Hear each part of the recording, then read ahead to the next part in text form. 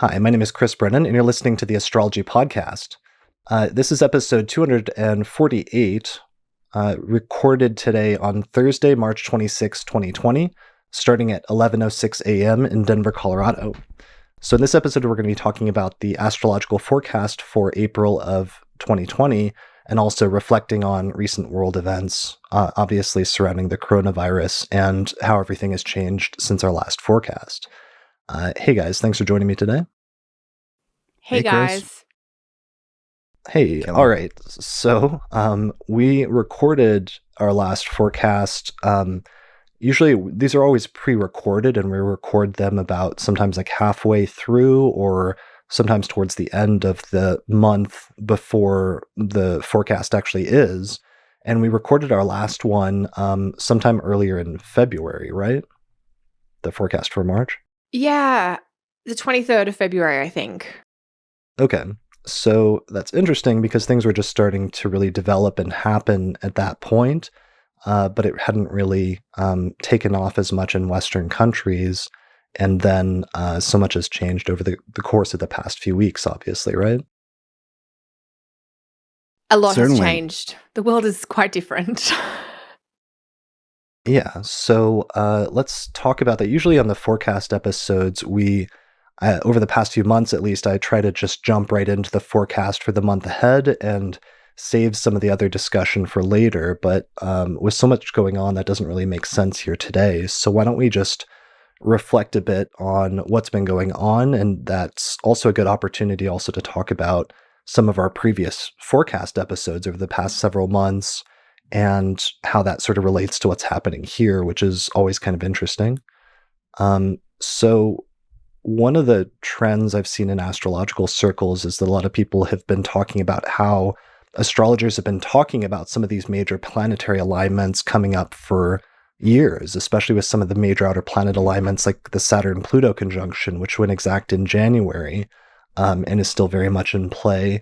And it's interesting to see some of that stuff finally start to materialize and turn into like major world events right in front of our eyes.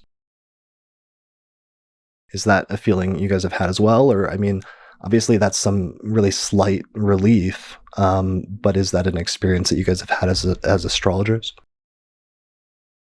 I think it's been shocking how should we put this? I think it's been shocking how precisely the events in the world have matched the astrology in a way I think we hoped wouldn't be true. You know, the astrology is very good at describing things both literally and metaphorically. And there are certain configurations that you really hope will stay firmly in the metaphorical. Yeah. Sure.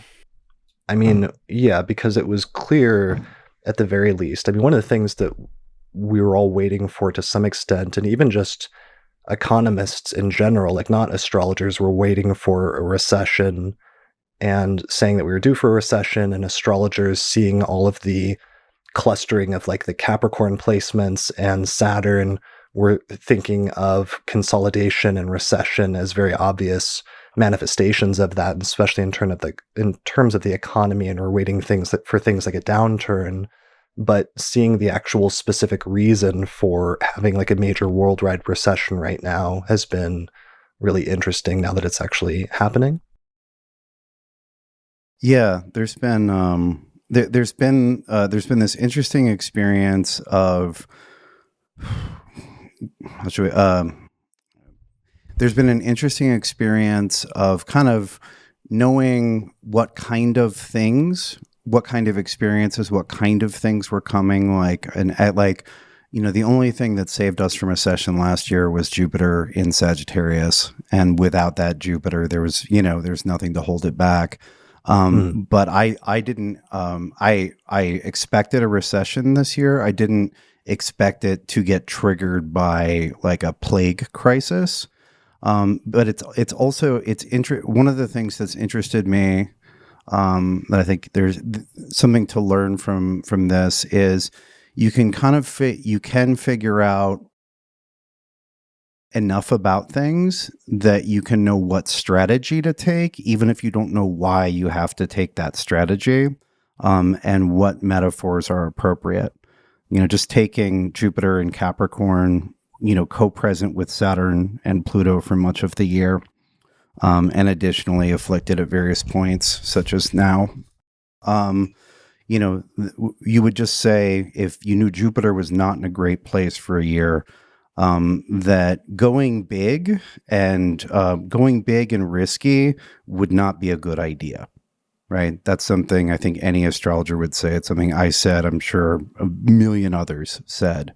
And you don't necessarily know why. You don't know that there's going to be, you don't know that there's going to be a plague crisis in, developing in late February and March. But you can look at Jupiter and be like, I think I'm not going to go huge and risky and leveraged in whatever sense this year, especially not during the time that those are, especially during the time that those configurations are present. And so that's been one of my reflections on this. There are certainly a number, but that's one of them. Sure. What about you, Kelly?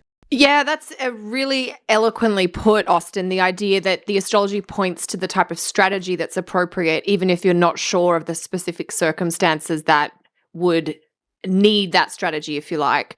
And it reminds me of something that when I was doing my year ahead stuff and when we had talked, the three of us, I kept thinking everything goes back to Saturn this year. There's this pile up of planets in Capricorn, all ruled by Saturn in one of his own signs. And even with the sign split, with Saturn having moved into Aquarius and Mars about to follow suit, it's all still under the rulership of Saturn. And I kept sort of saying to my students at the start of the year, we just have to do the Saturn thing this year. We have to, whether it's play it safe, whether it's think about long term rather than short term.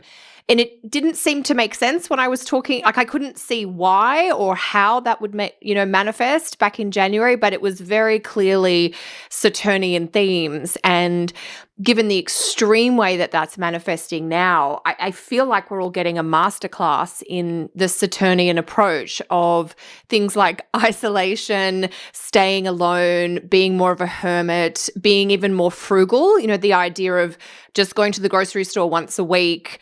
And that is different for many people. There are some people that go more often, or you have to cook your own food instead of eating takeout. There's all of these kind of getting back to basics, focusing on, if there are limitations in grocery stores or supply chains, is it important that you buy that fancy piece of chicken breast, or should you buy some tuna and rice? It's that idea of getting back to what's essential rather than what's frivolous. And it's fascinating to see how it's shown up. Of course, as you said, Austin, sometimes we'd like it to be more symbolic than literal, but it is very much about the Saturnian, if you've got a choice, you just sort of try and think about what is the most Saturn response to that at this point in time. Right. And maybe we should actually just recap what, practically speaking, has happened in the past month since our last forecast was recorded. Because as we were preparing for this, I was having trouble thinking of how we should start this episode. But now I realize, as we're doing it, something that might be useful if anybody ever watches this 10 years from now is for us to actually describe how much the world has changed in the past 30 days, just from a practical standpoint, and then actually start dissecting it astrologically. And I meant to say at the start of this, for full disclosure, that I actually got sick about a week and a half ago and lost my voice. So that's why it's kind of scratchy, and I'm actually a bit out of it today. We were meant to record this episode last Sunday, but I was actually so sick that we had to postpone it till today. So if I'm a little out of it or not as put together, that's part of the reason why today. But you guys are going to help me pull through this episode, right? Yeah, absolutely. Indeed. Yeah. And you're just giving us a demonstration of some 12th house Capricorn themes. You've really gone the extra mile for your listeners. Yeah, my 12th house perfection year that we had been talking about for a few months got me, and I actually got sick right as, so I'm in a 12th house perfection year. For anybody, it's good astrology. It's a good astrology example. 12th house perfection year, natal Mars in the 12th house in a day chart. So it's my most difficult planet. And I got sick the weekend that transiting Mars exactly conjoined my natal Mars at 19 degrees of Capricorn. It was actually the weekend that Ariel was out here to record that episode, and that was the week that everything went crazy in the United States, and people started panicking, and everybody was starting to implement social distancing and everything else. But that was the last thing that I did because she was already scheduled to come out here before all this happened. So that was when I got sick, though, was when transiting Mars hit my natal Mars on the 12th. So there's a good example astrologically. Yes. So bring on Mars to keep moving. Yeah. So what happened, though, is a month ago, everything, at least in most Western countries, was like relatively fine, let's say mid-February-ish, like around the time we were planning and getting ready to and then recorded our last forecast episode. There were reports, and obviously things were becoming more serious in the news media in some other Western countries, and there had been reports from China since like January about the developing virus, about the coronavirus spreading. But then all of a sudden things got really real starting in late February and like the first half of March, sort of developing on a daily basis, right? Yeah, we were actually, my husband and I there was a break week in school here in the last week in February in Europe, in Belgium, and we went to Spain for a few days for a holiday because it's sunny and warm down there.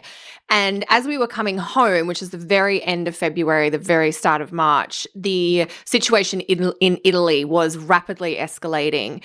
And people were asking us, you guys going to be okay to get home, et cetera, et cetera. And we're like, yeah, we'll be okay. And we got home. And then, I think Italy was where in the West, certainly it kind of went downhill really fast, quite like first. Italy was the first place and it is still, particularly in the northern part of Italy. And that led to other countries in Europe starting to close their borders. And in Belgium, we went into a lockdown protocol on March 12th, and France followed suit, around the same time. Spain's cases escalated through early March. And so the first half of March, it felt like it was hitting Europe, and we were talking to friends back in Canada and the States and Australia, and it was starting to break there, but the response, particularly in Canada and the States and Australia, was almost like a 10-day delay from what we had got in Europe. So it has been progressive, I guess, in that different parts of the world have been hit almost in like waves at different times. Right. And so the US and other countries were like almost 10 days behind Italy, but then that was giving some real preview. And then people started really worrying, and there was like a period in early March, I think, of when people started panic buying a ton of supplies and stuff at grocery stores, right? Yeah, that's when it started to seem a little bit more, because I remember it was around the full moon in Virgo, which was March 9th, that a lot of the material about hand washing was coming out. And, you think about Virgo as being a sign of hygiene and cleanliness, but you don't necessarily think there's going to be a global health campaign about the importance of, getting the germs off you and keeping them out of your house and things like that. Right. I thought that was hilarious at the time, and I made a joke about it, but then obviously it was like much more serious because people were trying to wash their hands and like actually being concerned about a very Virgo thing, which is like tiny microbes or like a virus and little things that can spread by just germs and like not washing your hands and then touching your face. I think that's why it's a Virgo thing, though, because they're microscopic little organisms, but powerful. All right. It's a perfect fit. Any other recap stuff that you can think of, Austin, in terms of just setting the stage for this discussion of what happened over the past month? Well, I think it's interesting that there was a lot of uncertainty. There's still a lot of uncertainty, but there's a lot of uncertainty leading right up to the direct station of Mercury. And then things literally started moving in a much clearer direction once Mercury stationed direct. Was that the 9th, 10th of March? That's a really Yeah. good point, because it was just a few days after that the World Health Organization upgraded the public health international concern level of coronavirus to a pandemic. That announcement came out on March 12th. And that, I think, then started to really snowball. Oh my gosh, Mercury station direct, we've had the full moon in Virgo. There is something really serious here, and we better, start putting more clear information out. Yeah, and some of also even the downplaying and the misinformation surrounding the seriousness of like the virus was happening during the Mercury retrograde. And I feel like that's what changed when Mercury finally stationed direct as well around March 9th, is like some of the Western governments started actually taking it seriously and changing their statements about how it was going to impact people and how seriously the public should take it. But also going back to that, in February, I think one of the things that Kelly wrote like a really brilliant article about this that was on almost the exact same page that I was over the past couple of weeks, just noting that it seemed like all of this really intensified once Mars went into Capricorn on February 16th. And that was when the virus really got serious once Mars entered the same sign as Saturn and Pluto and Jupiter in the South Node. And that's something that we noted was going to be an important hot spot this year in the year ahead forecast. But it was interesting to see that really did seem to correlate with that ingress as the conjunction between Mars and the other outer planets started building up at that point. Yeah, absolutely. I think one of the simplest and most useful pieces of timing astrology-wise is that we had the exact Saturn-Pluto conjunction at the end of January. Well, in the middle of January, but that's a slow thing and lasts for a bit and takes a little bit to completely show itself. And so Saturn Pluto, as Rick Tarnas wrote voluminously many years ago, is about all of these themes. It's about it's about hard times. It's about tremendous fear. It's about fear, control, disaster, kind of all the bad things. And one of the experiential themes that he draws out is the feeling of isolation or imprisonment. And so certainly with mandatory quarantines, people are experiencing isolation in a new way. I've been apparently my lifestyle has been quarantined for a long time because I don't really leave the house. I have a 12th house moon ruling my chart or ruling my ascendant. And so, I'm just kind of in my office anyway. But so you have this long running configuration that speaks to several dimensions of what's happening now. And then the Mars moving into Capricorn, which Kelly just mentioned, was setting that on fire, really ramping that up. And so we have a longer term thing. And then you have, a more swiftly moving malefic Mars, making that very obvious and, fast, obvious, scary, et cetera, et cetera. Right. And so it's interesting that there's a million other astrology things we can say about it, but Saturn Pluto set off by Mars times it perfectly. Yeah. And those are the two probably main things that we're going to focus on here in terms of this, is like in terms of the coronavirus and the current pandemic, is the Mars-Saturn conjunction, which is impending and is about to culminate here very soon in the next couple of weeks, although it has a longer term effect than that.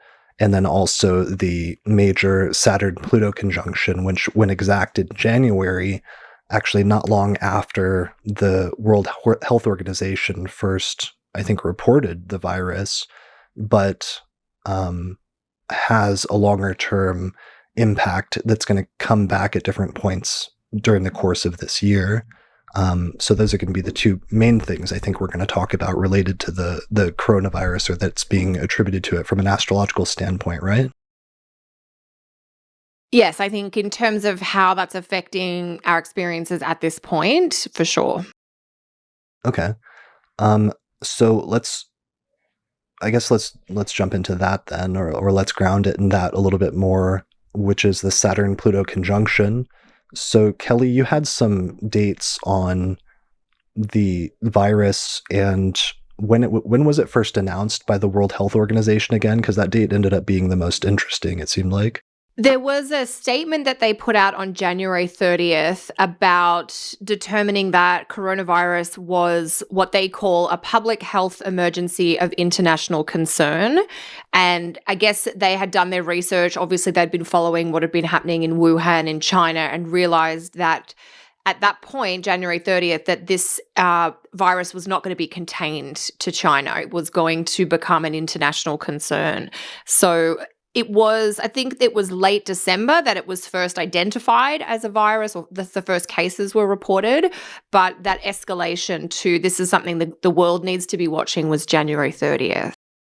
Right. But the you can see WHO, or no, this is what it is. In Wikipedia, at least the current version of the article for the pandemic says that health authorities in Wuhan, the capital of Hubei province in China, reported a cluster of pneumonia cases of unknown cause on December 31st of December 2019, and an investigation was launched in early January 2020. So that must have culminated then eventually with that announcement you're talking about, Kelly, by the World Health Organization, which was what date again? Well, that was end of Jan that they said, by that point, we're a few weeks after the Saturn-Pluto conjunction, but they're like, this thing is going to be big, basically. I think the first deaths in China, Brian's just jumped into the chat. China announced the first death on the 11th of January, and Saturn-Pluto had their exact conjunction about 24 hours later. Okay. And we had the eclipse then, too. And that's right. Thanks. Yes. And here's going back to So you can see a lot of the, the rough astrology of late December and January bearing fruit. There's, it's very common in evaluating the effects of eclipses to assume that they're not simply at the time, though they do have an effect at the time, but that they will take a while to bear fruit. And so you can see with this particular stream of events, you can see this getting started during the eclipse season, which was intertwined inextricably with the Saturn-Pluto conjunction. And now we can look back and say that that was the origin period for what we're experiencing now, but it wasn't clear at the time. Right. And that's one of the things, obviously, that's something we always say about eclipses, that they have a 6-month duration. And sometimes you don't always see the manifestation or realize what was initiated at that time was important until later. But it's interesting seeing that also happen with something as important as like the Saturn-Pluto conjunction, which lots of astrologers were commenting on and watching back in January. But it's not until now that we really see what was like permeating or what was getting started at that time that was really ramping up, that would become such a major worldwide phenomenon just a month or two later. Mm-hmm. It's like an interesting lesson astrologically in general, because we also see this as astrologers in natal charts sometimes, where something happens under an important transit in the person's life or something that will affect them, but they just don't know about it yet. And sometimes they find out later at some point or realize the connection, or sometimes they never do. But it's interesting seeing that in a global sense with a global phenomenon like this as well. Yeah, it makes certain principles really clear. Yeah, and I think one of the things that both of you have mentioned that I just want to jump on as well is that idea of Mars coming to join the Capricorn party. We've really seen the escalation and the aggravation of the Saturn-Pluto conjunction. I mean, the stuff was going on in January, but we're really seeing it come out, from, I think it was February 16 that Mars went into Capricorn, and Mars, is there until the end of March. And so it's been in that time frame as Mars has passed over the eclipse points and passed over all the other slower moving planets in Capricorn that we're almost getting, it's like, oh, this is what that's about, because we've got that trigger transit coming through. Yeah, so here is for the video version of this episode. And I did want to mention that all of these episodes, because somebody messaged me the other day asking if there were any visuals for our podcast episodes, and I had to tell them that we had actually a whole YouTube channel where we do video versions with visuals of each episode. So if you're only listening to the audio version, there's also video versions you can find on our YouTube channel where you'll find visuals. So for those who are watching the video version, I'm going to put up the chart right now from the past few months so people can see some of the transits that we're talking about. First, starting in January, where we obviously already have this pile up of a lot of planets in Capricorn, which includes Pluto and Saturn and Jupiter and the South Node. So that's like 4 very slow-moving celestial bodies or major celestial bodies. And then Kelly, the point that you were making was then what happened eventually is that Mars joined the party and moved into Capricorn in mid-February, and that's when things really started accelerating. Yeah, it is not as though the problem wasn't already there, because it was, but it just seemed as though, I think to use Austin's phrase, it was like it sped things up, and it certainly accelerated the dispersal and the progress of both concerns around economic issues, because that's sort of part of this, and my thought is we've got a health crisis and we have some economic problems, and the two are sort of originating connected to the same type of event or in the same time frame, even though that going forward they're likely to play out differently. And the Mars in Capricorn is just inflaming all of this. And there's so many nuances to this. It's the 3 superior planets in the same place, but it's also Mars and Jupiter chiming in on the Saturn Pluto.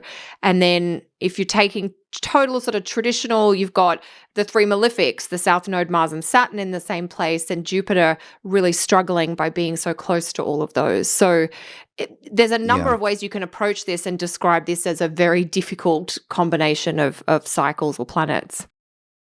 Yeah, it's worth noting that in my Vedic training, when you have multiple malefics, especially Saturn Mars or Saturn South Node on top of a benefic, that is considered to take that benefic out of the game.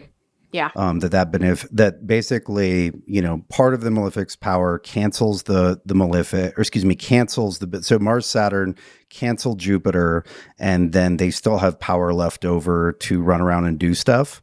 And so it practically speaking, it takes Jupiter out temporarily so that just the malefics get to party.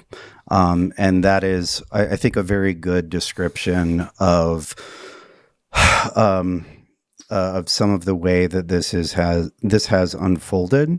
We can see Jupiter as the wise counsel, the doctor, the one who's capable of helping, right? And so even if there's something very difficult happening, if you have somebody that has the solution, then you can keep it from becoming a huge problem. But with Jupiter so burdened, the solutions unfolded or have unfolded, or even if they have at all, much more slowly than the problems, right? We need to see it as Team Malefica vastly outstripping the power of Team Benefic. Yes. And if you think about that, the symbolism is so clear. The industry that has unfortunately helped disperse this is the airline industry, just in terms of, not that the airline industry itself is at fault, but everybody flying around the world so often has helped this move and spread as quickly as it has. But that industry is now completely broken, if that makes sense. The airlines are grounding planes and there are no flights, and we're sort of seeing some of the Jupiter symbolism, those industries, the education industry, and I think they're suffering the most, the airline industry, the education, as well as, entertainment, hospitality, events. People who plan events, it's the biggest, that's groups of people together. Literally every industry is ground to a halt right now. That's what's so unprecedented about this, is that literally like the entire economy around the world, because everybody is, obviously there's some like Zoom, for example, which we're using right now, which is webinar software, is doing incredibly well. But like, for example, in Colorado, we're under mandatory lockdown right now where you're not supposed to leave your house. And so every like local business, for example, is just basically shuttered at this point. And it's really hard to even like estimate or imagine like what that actually is going to be like in terms of how many different cross sections of the economy and the world that it actually affects or has effect on. Absolutely. And I think to go to Austin's point briefly, the idea that the medical system, if you've got a problem but there's a solution available, it's okay. We've got a big problem, but the medical and health systems are not able to provide what's needed at the volume. And I think that is a little bit represented by Jupiter's condition here. And then to your point, Chris, most of the economies have stopped, but grocery stores and therefore truck drivers who are supplying the grocery stores, in addition to anyone who's, there are talks of nurses and doctors being recalled from retirement to help participate. There's a few very specific parts of the economy that are just can't keep up with the demand right now. Yeah, the Sure. pain is not fully evenly distributed. Sure. So a lot of this, though, at this point, especially where we're at right now at this current period in time, since it's March 26, 2020, and it's been really clear, I think, as soon as Mars went into Capricorn, that there was a sense of like panic and a sense of fear that really ramped up at that point over the course of the next several weeks. And that's something that is common or is a theme that sometimes comes up with Mars-Saturn conjunctions, and that as soon as that ingress took place, it seemed like that was the ramp up to the Mars-Saturn conjunction that we're going to have here that goes exact at 0 degrees of Aquarius at the very end of this month, I think on the last day of March. And thinking about that Mars-Saturn conjunction in the current pandemic, I keep over the past few weeks thinking back to a similar Mars-Saturn conjunction that occurred a few years back in Scorpio, which was the summer that the big Ebola outbreak happened. And I remember it being very much centered on that and centered on people's fears surrounding the Ebola outbreak, and that becoming a much wider epidemic or pandemic, as well as attempts to stop that and attempts to like keep it under control during the course of that summer. Do you guys remember similar themes? Absolutely. And one thing that's really interesting about that is there have been Mars-Saturn conjunctions since then, but that was the last Mars-Saturn conjunction in a sign that one of the malefics ruled. Right. That was Mars and Saturn in Scorpio, which Mars ruled. And then, there were Mars-Saturn conjunctions in Sag, but that's ruled by Jupiter. And so we didn't get that kind of, outbreak. But now we're here and it's Mars-Saturn in Capricorn, which is actually the one sign that both Mars and Saturn are happiest in. It's the one sign that dignifies both malefics at once. And so here we are again. So it's Mars-Saturn, but it's also Mars-Saturn in a place where at least one of them is very strong. Right. And Mars-Saturn and Mars-Saturn conjunctions, obviously traditionally in traditional astrology, those are the two malefic planets, the two most difficult planets, and were often the two planets in ancient astrology associated with things like pandemics and diseases and negative things, a lot of negative things. Yeah, pretty much all the negative things. All the problems. Yeah. So a conjunction of those, of course, is going to be seen as bad. One of the things that I love that you pointed out in your article, Kelly, is that typically, well, actually two things. One of the things that a lot of us have been rereading, like Richard Tarnas's work, Cosmos and Psyche, recently, because he had a lot of really prescient things to say about the Saturn-Pluto conjunction, which he was really focused on because that was one of the primary signatures that modern astrologers associated with September 11th, 2001, where there was a Saturn-Pluto opposition at that time between Gemini and Sagittarius, the Gemini-Sagittarius axis. So he put a lot of focus on looking at Saturn-Pluto cycles through world history, and contextualizing it within the context of that, and actually made some statements that were really relevant about what's going on right now at this current Saturn-Pluto conjunction. So I was rereading that, and it's really brilliant. One of my only minor critiques was that he used really wide orbs, which I actually agree with, but one of the reasons I think he could almost even improve that is if he paid attention to those outer planet aspects coming into effect when the planets are configured by sign, that there's a much wider range where it actually starts when there's a sign-based configuration instead of just a degree-based one, even if it does become more intense once it gets closer to exact by degree. And I think that's something that we've seen here with the Mars-Saturn conjunction, with that accelerating as soon as Mars went into Capricorn and joined Saturn, which was at the end of that sign. And it's obviously growing more intense, and we're about to start seeing some of the worst effects of it take place over the next few weeks, probably, as that conjunction goes exact. But one of the things you noted, Kelly, is that this one is unique because usually a Mars-Saturn co-presence, when they're in the same sign, just lasts for like 6 weeks. But because this is going to go over into 2 signs, not just in Capricorn, but also in Aquarius, because Saturn just changed signs, that it's actually going to be a much more extended co-presence than usual. Yeah, that seems to be one of the unique features, which is, normally we have Mars and Saturn co-present for 6 weeks every 2 years. And what we have in this first part of 2020 is we have about 12 weeks because Saturn changes signs and goes into Aquarius and Mars joins him. So we have 6 weeks of Mars-Saturn co-presence in Capricorn, which we're coming to the end of now at the end of March. And as we transition into April, we start the beginning of the Mars-Saturn co-presence in Aquarius, which will be all of April and up until about the 13th of May.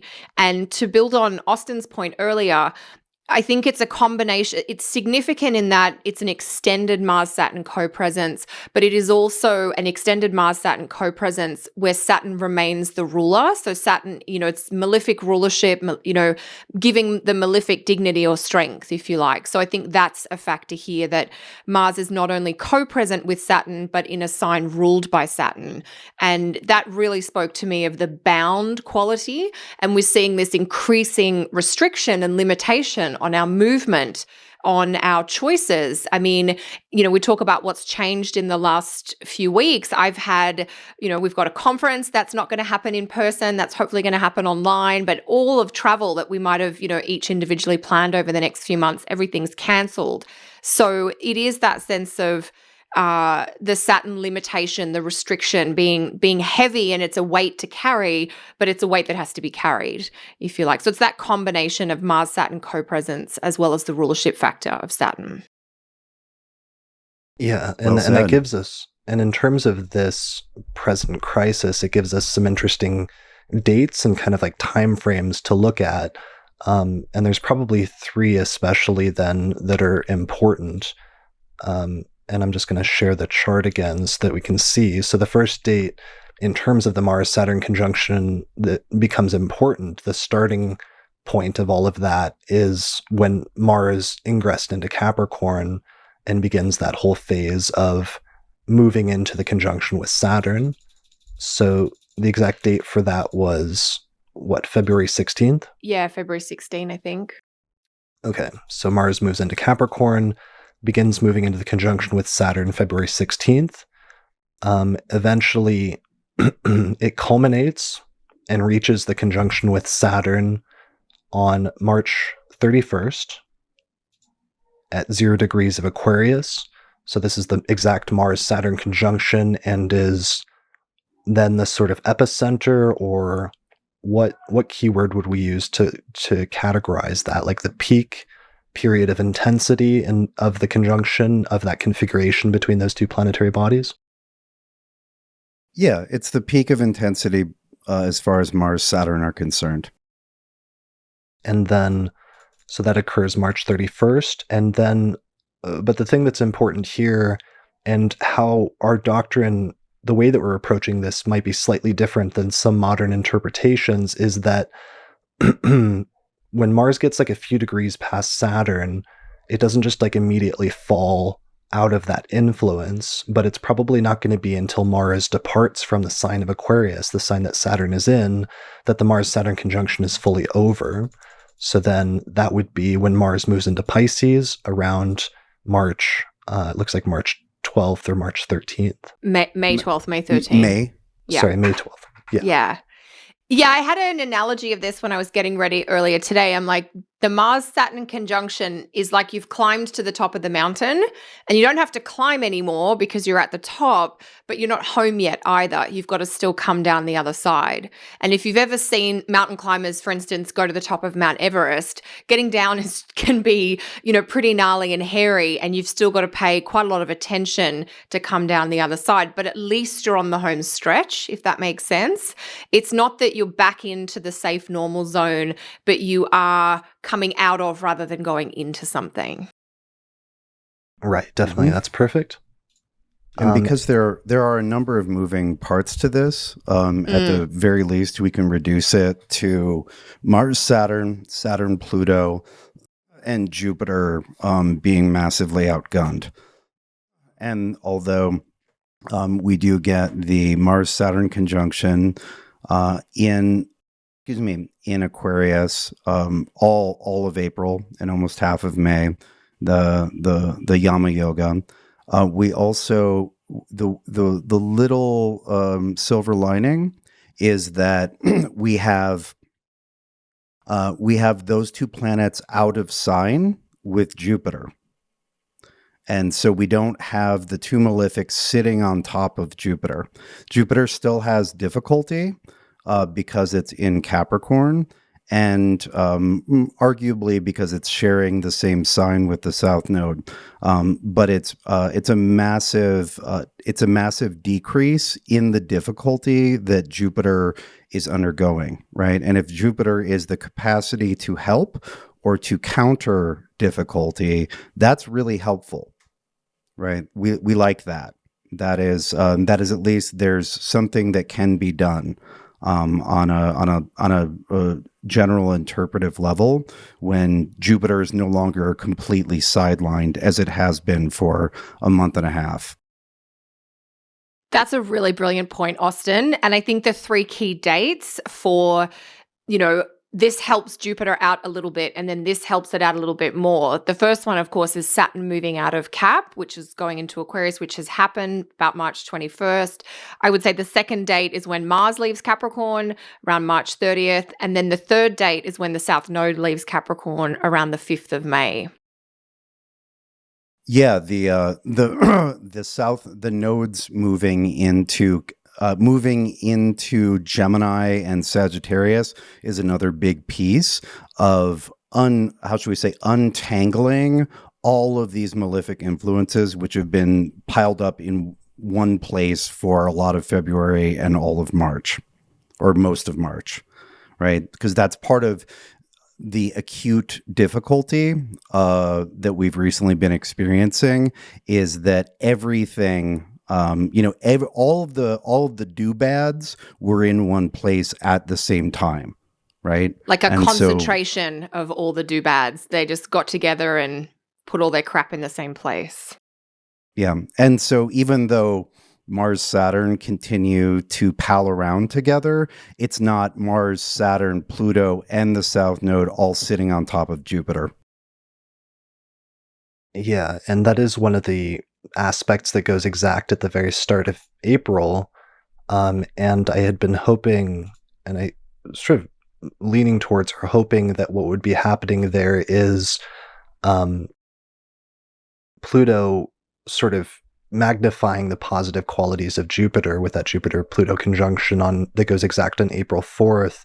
Although I'm a little concerned that the flip side of that may be Jupiter exacerbating the negative qualities of Pluto, especially in a mundane sense, because so much of the effects of everybody getting sick, or so many people getting sick here at the end of March, are going to be fully manifesting, in the world in early April. Yeah, well, I would say that between Jupiter and Pluto, it's kind of a wash in terms of plus minus. But one thing that's very important to note about the first week of April is that it's the exact Mars-Saturn conjunction is over, but it's still very tight, and Mars will be applying to a square with Uranus. So we have Mars-Saturn square Uranus, which is very disruptive and malefic. So I would expect, a wave of worse news the first week of April.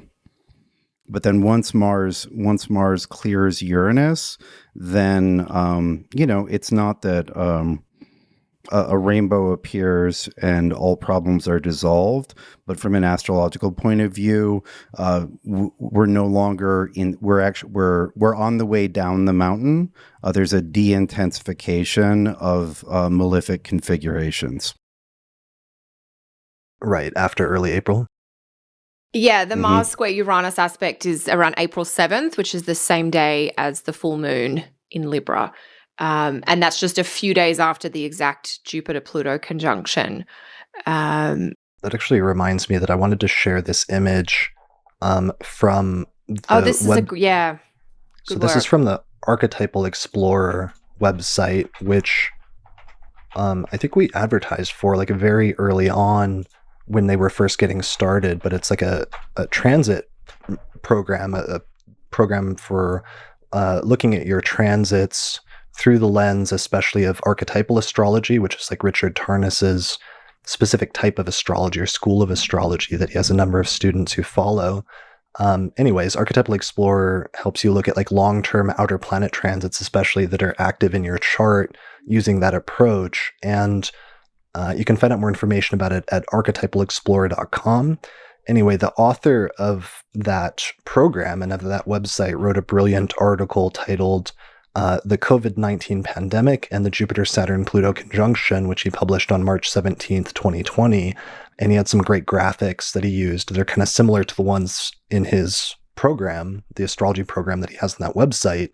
But this is one of them that just shows the long-term outer planet alignments and when they go exact and peak through their exact aspects put on a graph, as well as like what their duration is using specific orbs. So you can kind of get a sense of how this right now is the most intense part in terms of the overlap of some of those specific things in terms of the Saturn-Pluto conjunction, the Mars conjunctions with Jupiter, Pluto, and Saturn at the very end of March and beginning of April, and then also the Jupiter-Pluto conjunction at the beginning of April.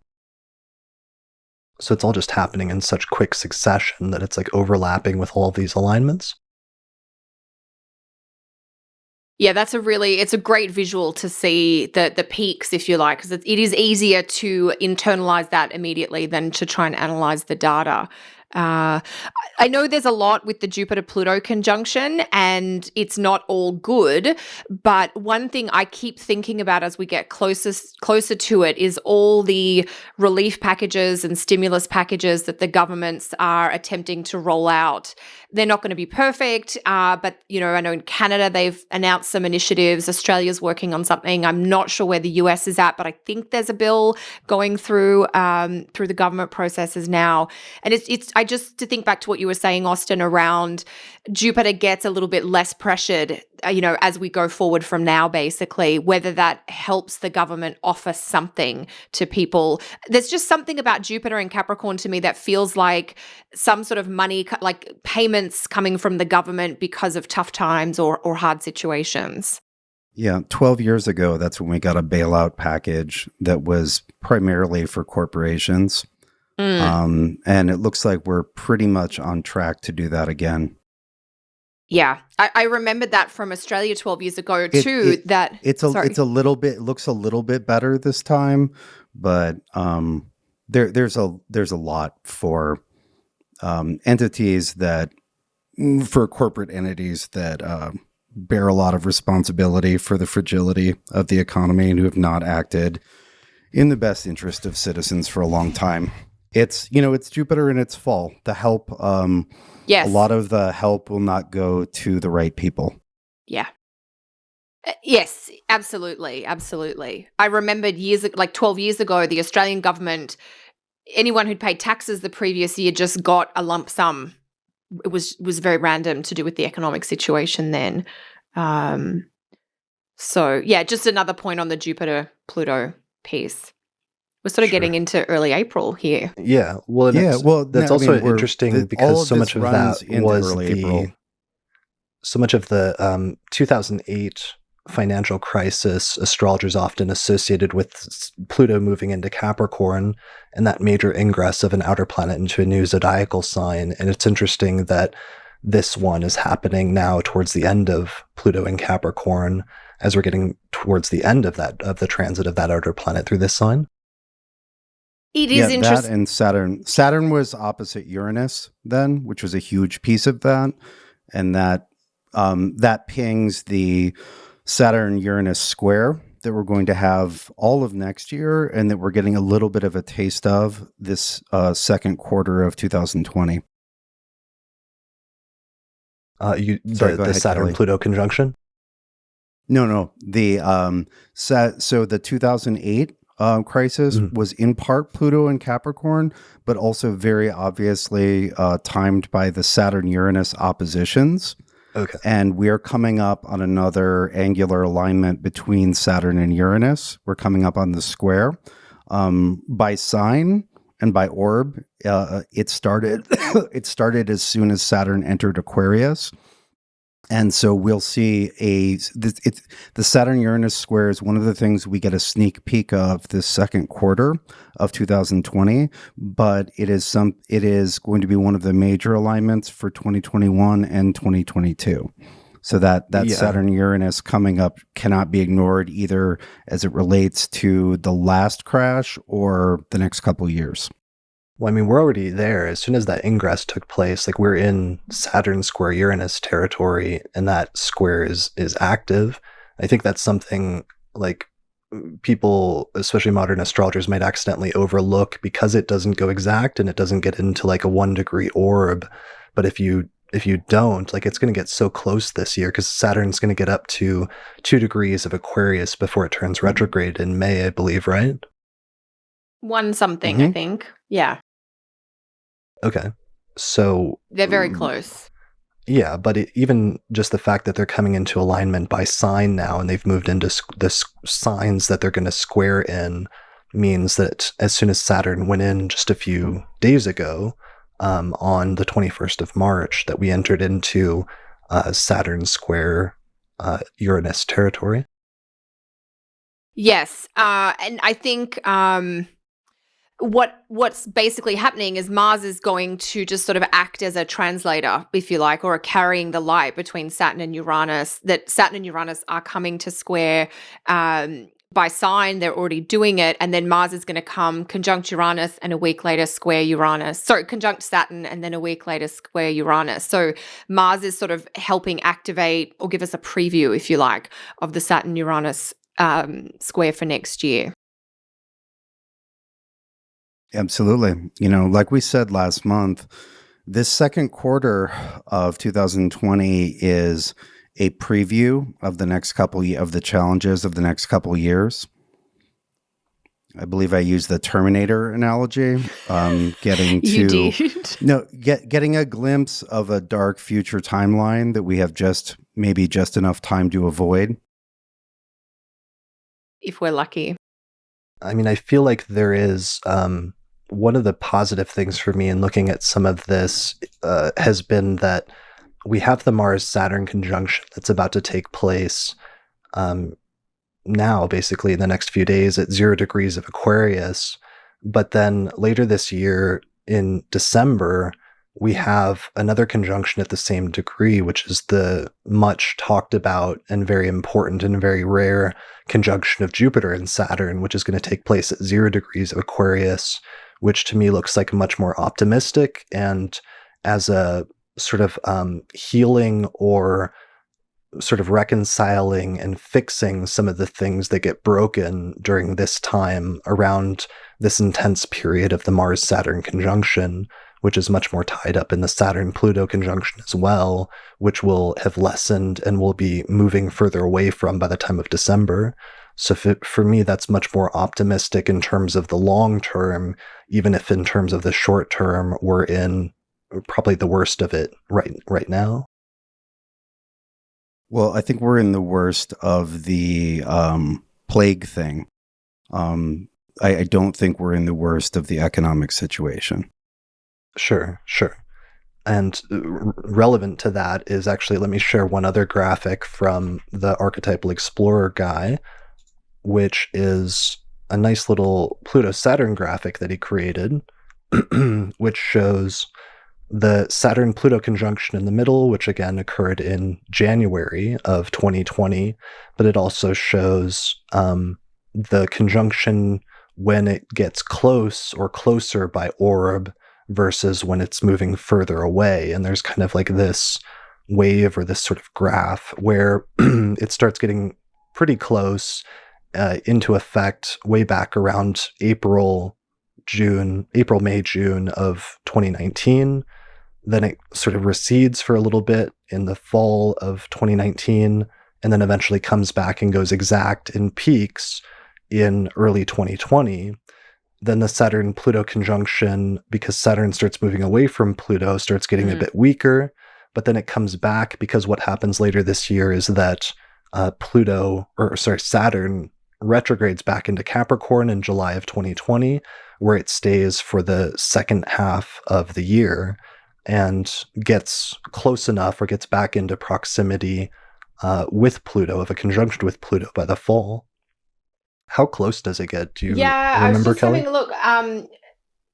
3 degrees, actually. It looks like Saturn comes back to 25 Cap and Pluto will be at 22 Cap at the time. And that's that September-October period where the graph has the peak again. So they don't come back to exact manifestation at that time. All of our very well-educated listeners will know we'll be in the thick of the Mars retrograde in Aries at the time, which will be somewhat tying Saturn-Pluto together again at that time. So it is the wave configuration. I really like that graph. It makes it clear. Yeah, I really appreciate all the visuals that he uses on that website. So I definitely recommend people checking out archetypalexplorer.com.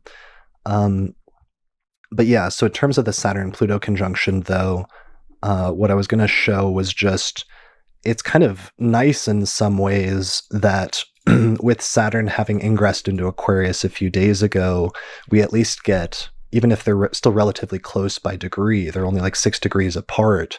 And that's actually one of the really quick digression. That's been one of the nice things when random people have asked me what is going on astrologically right now, when they ask, especially if they don't have any background in astrology, or little background in astrology. One of the nice things about what's happening right now in the astrology of it is it's very easy to just point to the chart and say, look at this cluster of all of these planets that are actually formed in an alignment, roughly in a conjunction in the same spot in the sky right now. It's sort of that cliche thing of all of the planets are basically lining up right now in the sky, and then some major event is happening on the Earth. Have you guys kind of felt that way in terms of like the pile up of planets in Capricorn? Yeah, it's not the astrology's match to what's happening is not in any way mysterious. Right. Well, it's just funny because sometimes it's like other mundane alignments are harder to explain. Like there was the Uranus-Pluto square like a few years back that a lot of astrologers were talking about, or I think of like funny, wacky ones, like astrologers in 1986 were talking about the like grand alignment or what was it harmonic convergence or something? Right, the harmonic convergence, and there was like a bunch of planets in quintiles or something weird, like or something like a Star of David or something. Yeah, and that gets a little bit more tricky to attempt to explain to some, let's say, someone that doesn't know anything about astrology. But if you, I would just explain it as astrologers make mistakes sometimes. Sure, not everybody is good at their job. But but this it's current visually one's nice. Yeah, you kind of just put a chart together where you've got Mars, Jupiter, Saturn, Pluto node. It's like there's a lot of unusual shit going on here. Does that make sense? With you can be really simple. Throw up this chart right here, and it just shows you that there's a bunch of planetary bodies, especially the two largest planetary bodies in our solar system, which are, besides the sun, which are Jupiter and Saturn, all in the same like spot in the sky right now, roughly speaking, from our vantage point. And that looks pretty impressive just in and of itself. Totally. All right, so that was a digression that I actually meant to make. But what I was getting at there was just talking a little bit more about the long-term Saturn-Pluto cycle, because one of the things that's nice about Saturn having moved into Aquarius is even though it's still within a few degrees of Pluto, so it's still like roughly an orb and will stay an orb for a while, let's say giving it, let's say like a 10-degree orb or 15-degree orb like Tarnus does, at least there's some separation by sign at this point, which gives a little bit of breathing room or a little bit of space between Saturn and Pluto over the course of the next several months. But the downside or the problem in terms of the long-term projections is that to whatever extent the Saturn-Pluto conjunction is tied in with the current mundane or world events, either in terms of the coronavirus or in terms of the fallout and effect that will have on the worldwide economy and everything related to it or everything else, Saturn will slow down and station retrograde in the middle of May at 1 degree of Aquarius, almost 2 degrees of Aquarius, and then it will start moving backwards and move back into Capricorn in July of 2020. So what's the exact date is? Like 1st or 2nd. It's very early July. Okay, so Saturn goes back into Capricorn the 1st or 2nd of July, and then it's back in a sign-based and starts moving even closer to a degree-based conjunction with Pluto again.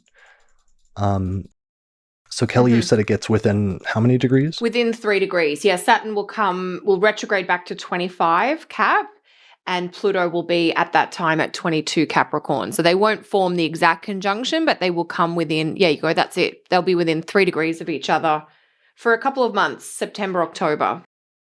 Okay. And it looks like it stations. Yes, which is the time that Mars will be squaring them in retrograde. Yes. And so yeah. That's the other like worst sort of part of the year. 2. Yeah, well, I would say that there are 2 meaningful shitstorms in 2020, with one like pretty something medium nasty in between. We're in the middle of shitstorm 1, and then the beginning of July when Saturn returns to Capricorn during a Mercury retrograde, during a pair of eclipses with Mars entering Aries, is our intermission poo pile. And then the finale is that September, October, and November period.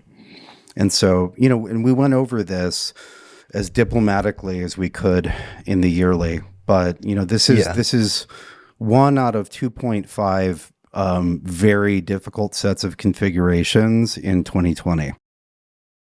Yeah, the year ahead forecast. And I think it's important because a lot of people watched our March forecast or went back and watched it because they wanted to see what we were saying about everything that's going on now. And one of the things that's important is there's a lot of major outer planet alignments going on now, and we try to not repeat ourselves in every episode. So oftentimes, especially when we're doing the monthlies, we're doing it in the context of assuming that you've already watched like the year ahead forecast, where we've outlined a lot of the major outer planet alignments to give a broad term or overall outlook.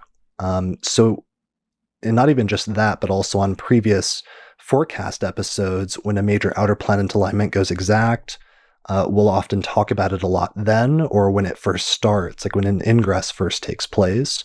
So if anybody wants to understand the full context of like everything we've said about some of the world events that are going on right now and the outer planet alignments that affect them, I'd actually recommend going back to starting in the December forecast episode and then working your way forward in order to be able to cover like most of the major things that we've talked about, I think, right?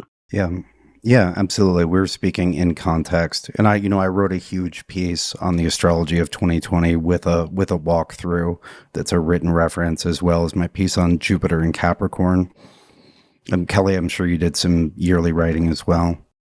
Yeah, I haven't done as much as you. So I did see your detailed year ahead piece, and I would highly recommend that to people. But I've just done something on the current piece, which I didn't call part one, but is part one. Yeah. Well, and we even did episode 140 of the Astrology podcast, which we recorded a while ago now, was titled Saturn and Capricorn, Major Themes from 2017 through 2020. And that was mainly focusing on just Saturn and Capricorn unto itself, but we also touched on the Saturn Pluto conjunction as being a major part of the tail end of that transit, which we're just now experiencing.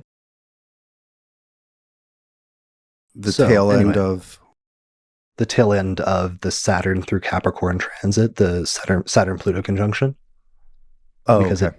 It didn't go exact until recently, but we're having a broader discussion about just Saturn going through Capricorn starting in late 2017 in general. Yeah. Well, based on the the time dilation so far this year, Saturn leaving Capricorn for good seems about, I don't know, 1 century away. Yeah. In Right. December. 25 years from now. Yeah. Yeah. So, but I guess just to finish making that whole point that we started with, Saturn will station eventually in the fall in Capricorn, and then eventually start moving forward again, and will eventually at the very end of the year leave Capricorn when it moves into Aquarius on, what was the exact date again, Kelly? Saturn into Aquarius, I think it's about the 15th, 16th of December. Let me double check. 17th of December. I mean, I think I saw, and if Lisa's in the chat, correct me if I'm wrong, but I saw a tweet from Lisa in the last week or two, sort of things flash by your eyes on social media, but I'm sure there was she was saying something along the lines of like, the best thing about 2020 is when it's over. Sure. Right. Not just like to be flippant, but literally Not to because, be flippant, yeah. because that nice alignment of Saturn going into Aquarius and Jupiter going into Aquarius at the same time and conjoining happens literally at almost the very end of the year. Yeah, and I wanted to make just a brief point too about how the air signs are known as humane signs and tend to speak a lot to what goes on to humans and even human bodies. And I was reminded of this in an article that Nina Griffin wrote recently about Saturn in Aquarius. And I think there is something to that with 2 conjunctions in Aquarius this year, the Mars-Saturn followed by the Jupiter-Saturn. There is a lot of focus on human stuff, and Mars-Saturn is going to be more about human problems or problems for humans to deal with. And the Jupiter-Saturn is going to bring perhaps a little bit of help or support, whether it is that we figure out how to do this new reality better, whether it is that there is more medicine or vaccines available. It's just an interesting juxtaposition between, as you were saying earlier, Chris, the Mars-Saturn in early Aquarius followed by Jupiter-Saturn. But just to make that point about the air signs and the human-humane connection.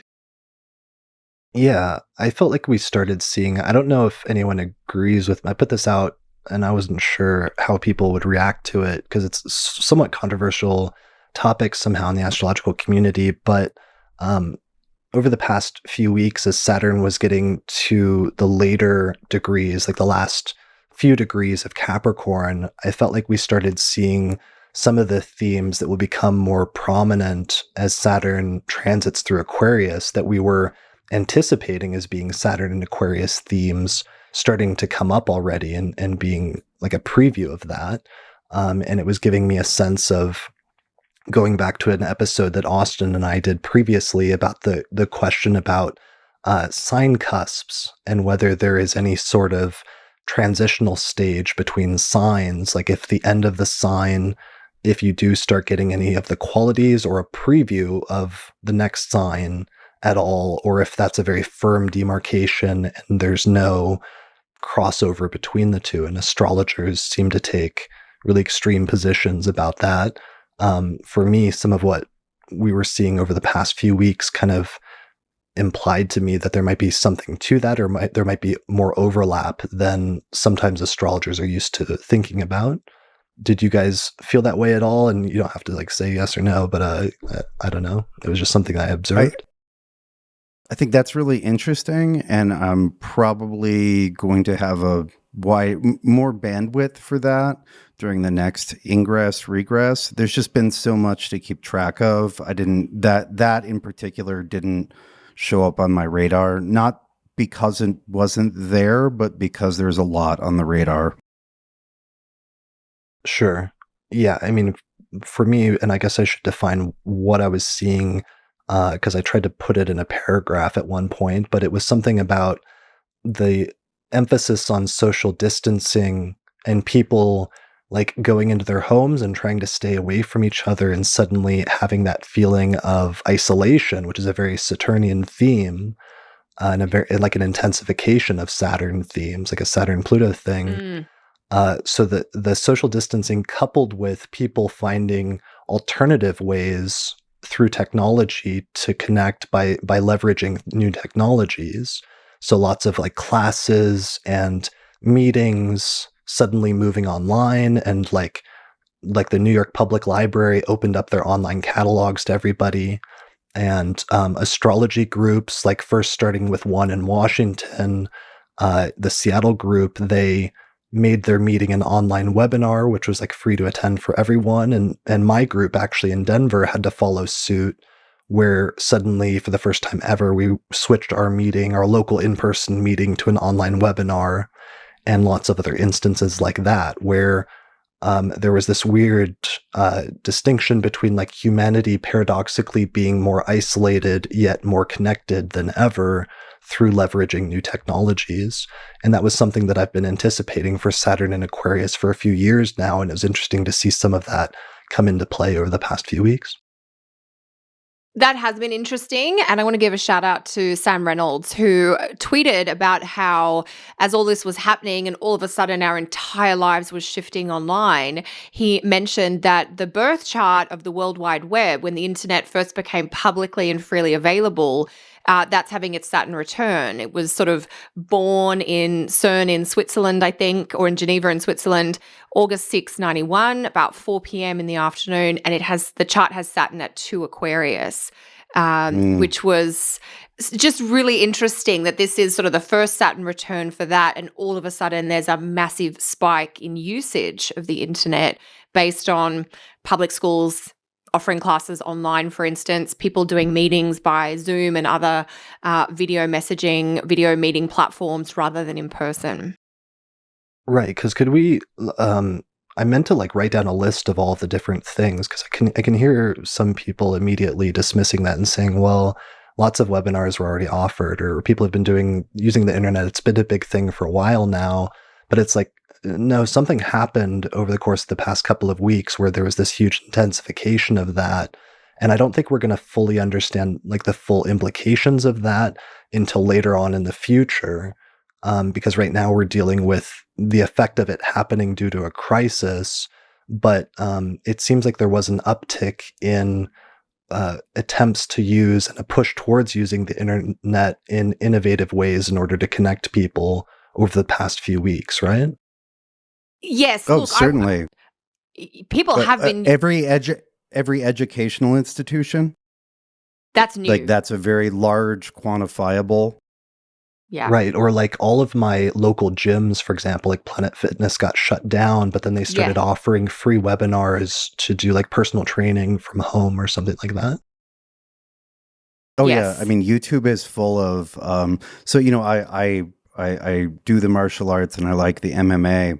And so in that world in YouTube, there are all these, okay, here's you can't go to your gym, right? Because it's very difficult to practice fighting people without people to fight or wrestle with. And so there's just been this, there's been this huge shift of, okay, everybody, let's practice this footwork combination at home. Like there's all of this, you can do this at home stuff. Which, there was some of that before, but it's very different. A friend of mine teaches at a gym. And they've never done an online thing before, and now they're doing it online, which is great. It's nerd strong. They do workouts that are gamified and have like role-playing game themes. Like it'll be like, you lift up the weight and it's like, okay, kill the goblins. We got to kill the goblins 10 times. Anyway, it's Oh my God, I it's love great. it. It's nerd central. Yeah, it's the nerd strong thing. I think it's on I Twitch. love it. But Nice. my friend had been trying to convince people or convince the owners of the gym to do it online for a while, but it just got online for the first time. So it's an example of that wouldn't have happened, or it would have happened on a much delayed timeline if there wasn't this crisis push. And then education has been slowly moving more online, but now a lot of programs are just online to avoid being completely, decimated. And so I don't think it's as subtle as you were making it out to be. There's been a huge push, and a lot of people are discovering. I know also people who are like, yeah, I've been trying to convince work that I can be just as productive from home for like 3 years, and now I get to. Right. And now suddenly, out of necessity, it's everyone's switching to that and switching to working from home. I'm seeing some great comments from different people in our chat, because we have a live audience who's joining us for the recording of this episode today of patrons. So thanks everybody who's joining us. Wendy Hill says, this includes telehealth getting a huge push forward. So that's a really important one, like doctors seeing patients and sometimes like diagnosing things like the coronavirus from home. Brian Stuppy says psychotherapy over Zoom has exploded. So that's a really good one and a good point. Christina Holmes says her yoga studio is has live streaming or all live streaming classes now. Yeah. Did you have other good ones, Kelly? I mean, I agree with what Austin's saying, that yes, I appreciate people might try to play devil's advocate here, but there are so many practitioners who used to meet people in person that, to avoid complete financial ruin, are trying to pivot and see what they can offer online via video conference. And I know personally, because I work online on Zoom all the time, the first Monday where it was like the first level of like maybe California had gone to shelter in place, it was like the first stage where more countries were like, okay, we have to do this. The class, I normally teach a live class on Monday nights, and I record to the Zoom cloud. Normally it takes about an hour and a half for the recording to process, and it's available, and then we send it out to the students. It took 2.5 days for that recording to process due to demand on the Zoom servers. And that was a real clue to me that, that might have been the first Monday, where Zoom in the US said public schools could use Zoom. And so there has been a massive, so from the experiential end, if you were already doing a lot of stuff online, you've seen that some of your services have had these temporary glitches as they've tried to manage the huge influx. Now, I taught my class last weekend, my mentoring group, and the recording processed as quickly as normal. So I suspect Zoom has added extra server space or extra capacity to cope with this. But I agree that it probably wouldn't have happened out of necessity, and it's happening as fast as possible. And somebody in the chat does talk about or mentioned, and I'm very passionate about amplifying this point, about this is preparation for the Jupiter-Saturn air cycle, which is much more about mobility and freedom to move and not being locked into the same place. And so thinking sequentially, Mars-Saturn is activating in preparation and stirring up. Mars-Saturn is almost showing us what's broken, and then Jupiter-Saturn is like, this is how it's going to look if we do it in the new way. And this is a taste of that. Yeah, definitely. I mean, there's something about this crisis right now with the Mars-Saturn conjunction that's about to happen in Aquarius, and forcing people to use technology through necessity and through having no other choice in order to connect. But especially later this year, when we have that conjunction of Jupiter and Saturn in Aquarius, it's probably going to lead to the birth of something new, or some new way of connecting, or new innovation and the next level in that will set like a new, like epoch-defining starting point that we may not even be able to fully anticipate at this point, but will nonetheless clearly come out of the challenges that people are experiencing and will have to start wrestling with now. So even things like probably like virtual reality, I can think of as being one of the technologies that would probably get accelerated and become even more of a necessity, and have more emphasis or more work put into it as a result of things that are going on right now. Yeah, I imagine that'll be up and running and ready for Saturn, Neptune, and Pisces starting in 2023. I mean, it's around now, but, yeah, I won't get into that. But that's when I would expect virtual reality to become a part of people's lives rather than something cool you can do. Sure. Yeah.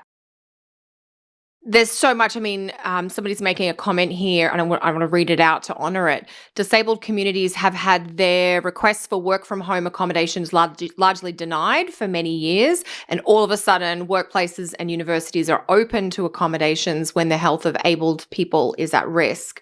And I had a client who is differently abled themselves and works on government portfolios for that in Australia, talk about how all of a sudden it's okay to get what they need. So they're not saying that it's happened in the right way, but there is that advancement of honoring different ways of working, I guess. Sure. Yeah. Yeah. All right. So, Well, where are we at? Should we? well, so let me suggest a topic. Please. So one of April's chief features is that Venus is in Gemini virtually the entire time. And one of Mars's chief features was that Venus was in Taurus almost the entire time.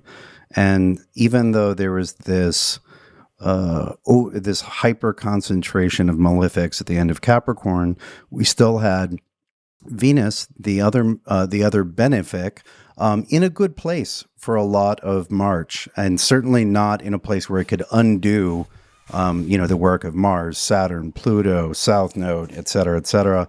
But there are these little, blooms and nice moments that I think were really visible in the midst of a difficult time that I would credit to Venus and Taurus. A lot of people reaching out to friends and family and, thinking about how much they value the people in their lives once they're threatened. You've also seen so many people talk about, trying to do something productive and fun with their, with their mandatory time at home. One thing I think I was listening to a podcast and one of the people was like, yeah, they were like, oh, how are you doing with all this? And they were like, well, I've been spending a lot of time with my kids, and I never get to see my kids. And we've been watching movies that I always wanted to show them.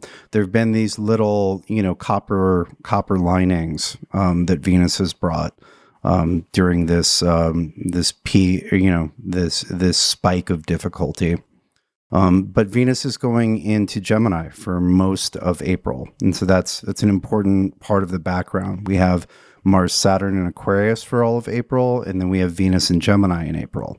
And it's not just any Venus in Gemini, right? This is going to be 4 months of Venus in Gemini with 6-ish weeks of retrograde beginning in mid-May. Right.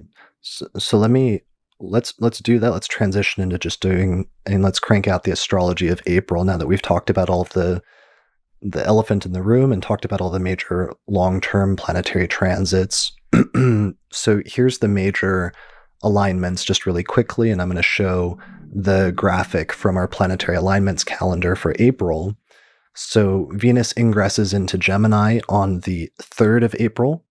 Then the Jupiter-Pluto conjunction goes exact on the 4th of April.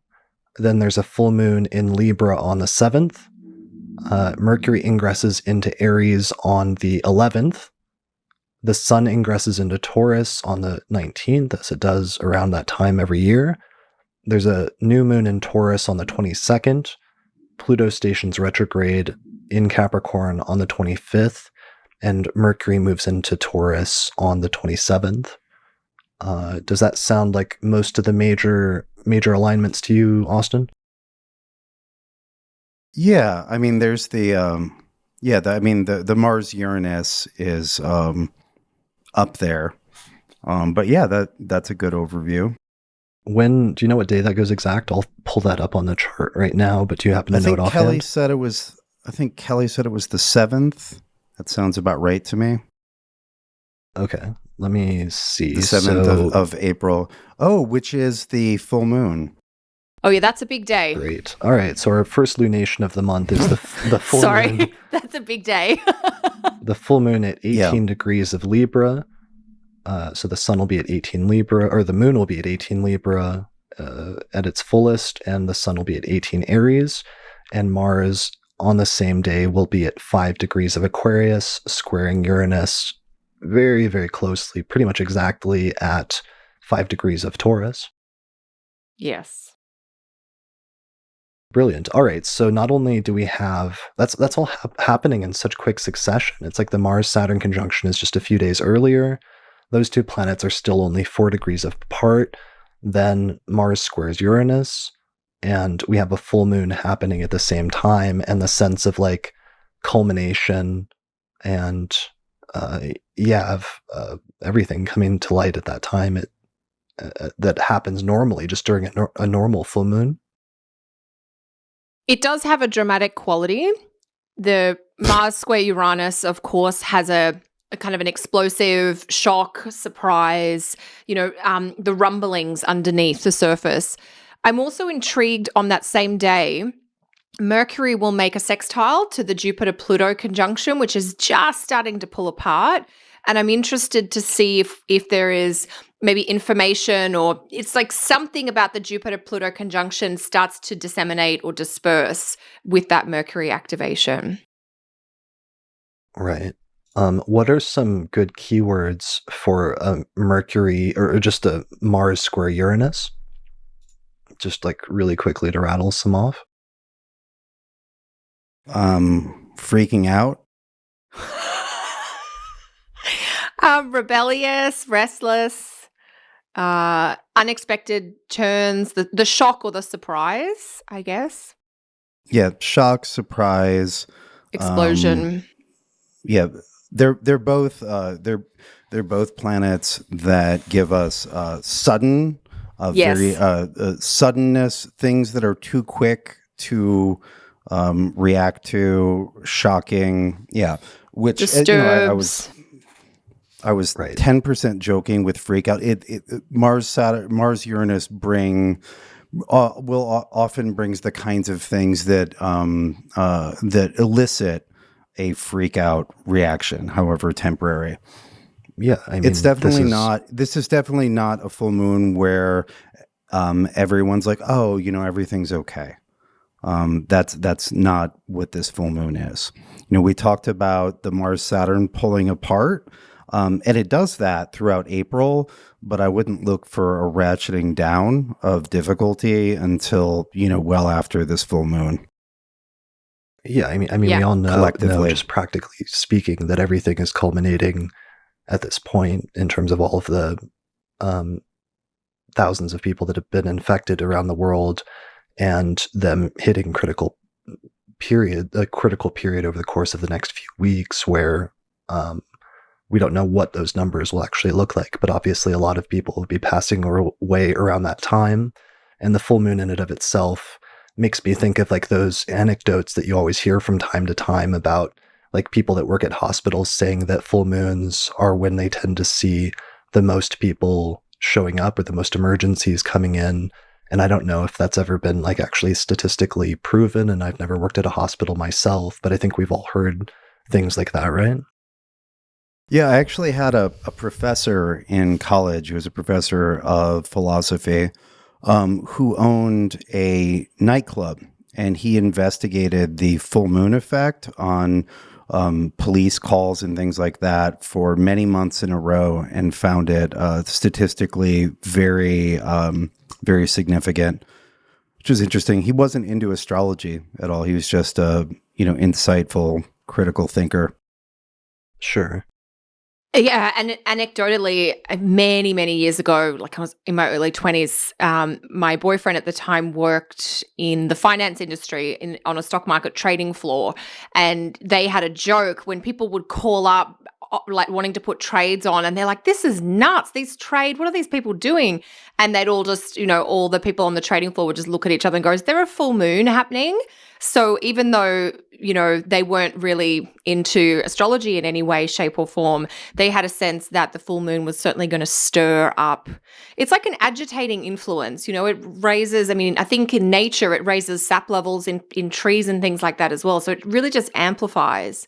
And I think that agitation, the Mars, the Uranus, it's disturbing. Things are not, it's angsty. It's not comfortable. It's unsettled. It's unpredictable. Sure. Yeah, it's it's both high energy and high volatility. Yeah. The full moon this one in itself particular would bring things to culmination just in and of itself. I guess that was the point that I was making, but then we have to layer in that it's coinciding with that Mars-Uranus square at the same time, and the unexpected disruptions and the tendencies that has on top of the Mars-Saturn conjunction, which is still in effect, and the Jupiter-Pluto conjunction that's happening pretty much simultaneously. Also note that Venus is between aspects from Saturn to aspect with Mars. So the social component, Venus, Venus is moving from trine to Saturn to trine with Mars. And, usually we like trines, but that traps Venus between Saturn and Mars in terms of what to communicate and feel, et cetera, et cetera. It's, this is, like there is both the what concrete, likely ungood news will be delivered at this time, whether about plague statistics or economic outlooks or both. And then there is also the, how should we say, the stage this sets for human reaction to what is happening, which is also very, the stage that is set is for a very volatile response as well, which is not great. This is, the nice thing though is this is sort of the astrologically speaking, this is a little bit of the last, oh God configuration for Yes. at least a while. The moon's conjunction to Saturn and Mars a week later is unpleasant, but it's just one day. Yeah. Whereas full moons happen on one day, but they lead events to them, and then to a certain degree, they speak strongly about the events of the next fortnight. Sure, definitely. And this is this full moon is the culmination, of course, of the monthly cycle that began with the sun-moon conjunction, the new moon on the 24th of March, which was in early Aries. So we have that culmination at the full moon in Libra, of course, 2 weeks later. And then we kind of move out, or what do we want to start moving away from the first week and into the second week or third week of April?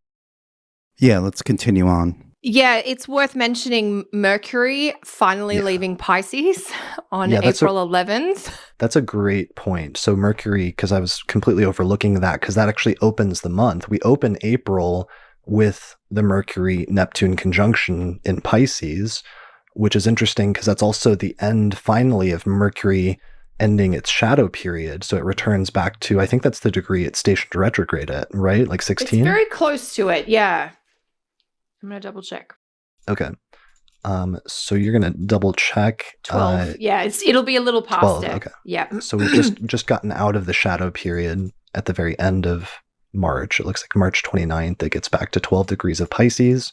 But then a few days later, looks like April 3rd, we have the exact Mercury-Neptune conjunction. So the conjunction that almost happened back when Mercury stationed retrograde at 12 Pisces before conjoining Neptune finally happens at this point in early April, and then Mercury cruises through the rest of Pisces over the course of the next week before ingressing into Aries, it looks like on April 10th. Yeah, I've got April 11th Eastern time, but overnight on the 10th to the 11th. Got it. Okay. So that's another maybe important layering in terms of what we were looking at in that first week of April is the tail end of like a Mercury-Neptune conjunction. Yeah, it's a mess. The first week of April is a mess. Yeah. Right? We've And that's got a technical Mars, term in all Uranus. the books. Yeah, I mean, it is. That's what it'll look like.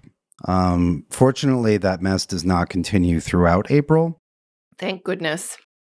And, one thing about Mercury Neptune, especially in Pisces, but in general, is that Neptune, I would say more than any other planet, contradicts or sometimes ruins, but makes it messes with Mercury's ability to be very clear and and fact-based and logic-based, and also to remember things and to do context. Mercury Neptune it's really hard on most of Mercury's clear thinking communication functions. Kate and I think Kate suggested this, started calling it a goldfish yoga. Like a goldfish only sees what's right in front of it. And that, that's been an issue for this whole Mercury Neptune co-presence, is not having proper context in threat assessment. Like back when Mercury first entered Pisces, like this isn't going to be a big deal. Possible overreactions in the middle of it, all this back and forth. Like we've had goldfish yoga for most of this time. And so it's really nice to get Mercury in a different sign than Neptune, because Mercury Neptune is just not great for clarity. Not at all. Yeah. And especially Mercury just does not like being in Pisces from a technical doing Mercury things perspective. It's like a combination of messy wetness. I was going to say wetty messness or something, which is a Mercury Pisces point. Yeah, Yes. Mercury in Pisces is by itself afflicted, and we're not afflicted, but it has essential dignity problems. And I don't know, maybe this would be more clear in retrospect, but I'm sure you both noticed that Mercury in Pisces is a planet in its fall, ruled by Jupiter, which is also a planet in its fall. Yeah. Which, that can't be good. No, and it's very different. I was reflecting on this actually. We had Mercury in Pisces last year. We had that long Mercury retro in Pisces conjunct Neptune in 2019, March 2019, but it was ruled by Jupiter and Sag. And that was very different in terms of what we're dealing with now, because we've already talked about how restricted and minimized Jupiter has been. And there's lots of comments in the chat, and I know we've all experienced it. Leaders in all countries have been giving these. Australia has just had a debate. Their Prime Minister has issued numerous statements about what constitutes a safe COVID-19 appropriate haircut. Are haircuts essential services? And if so, 30 minutes, is that enough time? This was literally the debate in Australia in the last few days, that so much press and attention has just gone to something that's really quite inane and not the core story, but it's an example of getting lost in the muck, which is Mercury, Pisces, Neptune. Okay. Yeah, Sorry, I just and had I a feel like- breakthrough signification real quick, Chris. So Mercury's travel. Has Mercury been horribly afflicted? Yes. Horribly How many people's travel afflicted. plans got just gone? All right, How many please go on. emails have people who, like I had booked, I've got, you guys, everyone knows I travel a lot, so I always have flights queued up that I've paid. And I think I've got an email from Expedia every 4 or 5 days updating me on why they have call delays, and can people please not call unless they're traveling. First they said if you're traveling in the next 7 days, and then they've said if you're not traveling in the next 3 days, please don't contact us. We can't handle the volume.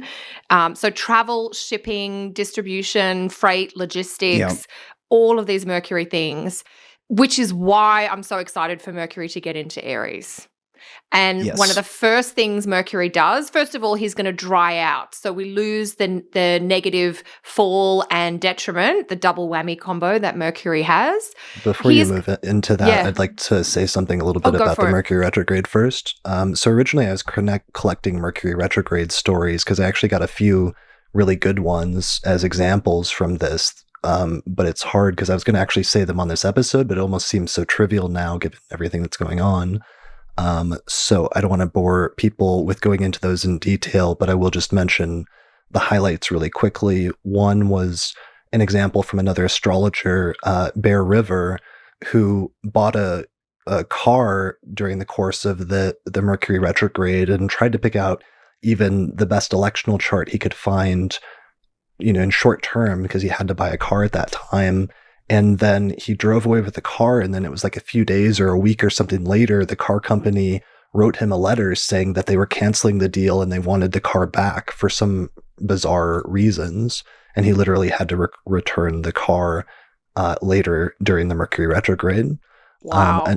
Another person I know had Mercury go retrograde in her 5th whole sign house and had again, remember that it was conjunct Neptune, and had a pregnancy scare because her period was like extremely late. And eventually she ended up having her period like 17 days late, later towards when Mercury started wrapping up the retrograde cycle and basically stationed direct. And it turned out that she wasn't pregnant. And I have a bunch of stories like that, so I'm not going to tell them all because it seems trivial at this point. To me, it seemed like from a mundane perspective that so much of the Mercury retrograde was like some of the Western governments, especially in the US, not taking what was happening with the virus seriously, or issuing false statements and saying it wasn't a big deal, or like to not take it seriously. And then so much of that they had to start walking back and saying the opposite of once Mercury stationed direct. And it started getting serious, and it was clear that people were going to die and they needed to like lock down the situation. But that seemed like a lot of the Mercury retrograde ultimately conjunct Neptune ended up coinciding with from a larger scale perspective. Yes. Do you feel that way? Certainly the confusion surrounding the thing that'll go down in the history books will be the most remembered part. I hurt my finger. Probably won't go down in the history books. The misinformation, you mean? Yeah, misinformation, all just the entire mercurial clusterfuck. Yeah. Sure. The people not getting tests, there being issues with some of the tests, just all of it. There's been a lot of confusion. That's one of the issues in terms of it also having a major impact on people, is if the government or parts of the government, wings of the government, aren't taking it seriously, that not as many tests are produced and ready when it became necessary to start testing everybody. So that it then has like a real tangible impact. There's a lot of like interesting, over the years as astrologers, you can collect those different interesting Mercury retrograde stories when it affects like large groups of people. Like I remember one of them from the last administration, just to balance things out, was like when the Obama administration launched the healthcare website, like I think the day Mercury stationed retrograde, and it was just true. it was just a complete disaster. And over the next few weeks, they had to do all these things to attempt to like fix it and to like fix the website and get it on track and everything else. And then eventually, by the time Mercury stationed direct and started moving forward again, they were able to get things working properly eventually. But it was this whole sort of fiasco at the time. And that's sort of what this recent retrograde has been like, it seems like, in many ways. Absolutely. And Austin, when you were having your travel like breakthrough, I'm like, of course. Yeah. Oh yeah, travel. Oh yeah, travel. But also, where a lot of this started in the beginning, cruise ships. Like literally people traveling on the water. Oh yeah. Do you remember? I don't like. It was sort of earlier in the Diamond piece. Princess. The Diamond Princess, the Princess Cruises. and it's a little more current because, of course, they keep an eye on the Australian press, and they just had a ship with nearly 3,000 people dock in Australia in the last week. So it's and my husband has a really classic Mercury retro problem where he was driving home from our trip in Spain over 2 days. And I always say that's because he's Canadian, and Canadians think a road trip is 24 hours of driving or something insanely long. But he was about 5 hours from home. He was in France and his car broke down. And he had to stay overnight because it was a Sunday, and in the wilds of France, not the wilds, but, outside the major cities, there was no mechanics available. Got the car to a service station and made his own way home by train. And we still don't have his car back. It's, at one point it was going to be fixed in France and then brought back to Belgium. And then it was like, no, we're not going to do that. We're going to bring it back to Belgium and then fix it here. But that'll be a 10-day hold at the border. And then all the borders closed because of coronavirus. So his car, we're not actually quite sure where it is at the moment. And it's a very minor, it's not, we're both working from home, we don't need it, but it's just a classic Mercury Retrograde travel car sort of situation. And I can see so many stories in the chat about it. So I think it was definitely worth mentioning, Chris. And we really have to wait until Mercury gets into Aries to kind of move out of that. Mercury's been in Pisces since early February. So, it's a long time. Yeah, it's another one of those things, like when you're taking into account the entire sign-based transit, it becomes a much more extended period sometimes. So anyways, I just wanted to slip that in, but thanks for moving us on. So let's continue with where you were going with that originally, Kelly, which was Mercury going into Aries. Oh, yeah, and just the drying out. So the improvement from the dignity perspective, I think, is good. And as soon as Mercury moves into Aries, he's going to make a sextile to Saturn in Aquarius. And it's not that that's a defining aspect of the month, but I do think it's interesting to see what type of facts or data or maybe scientifically approved information starts to get disseminated over that weekend and beyond that point.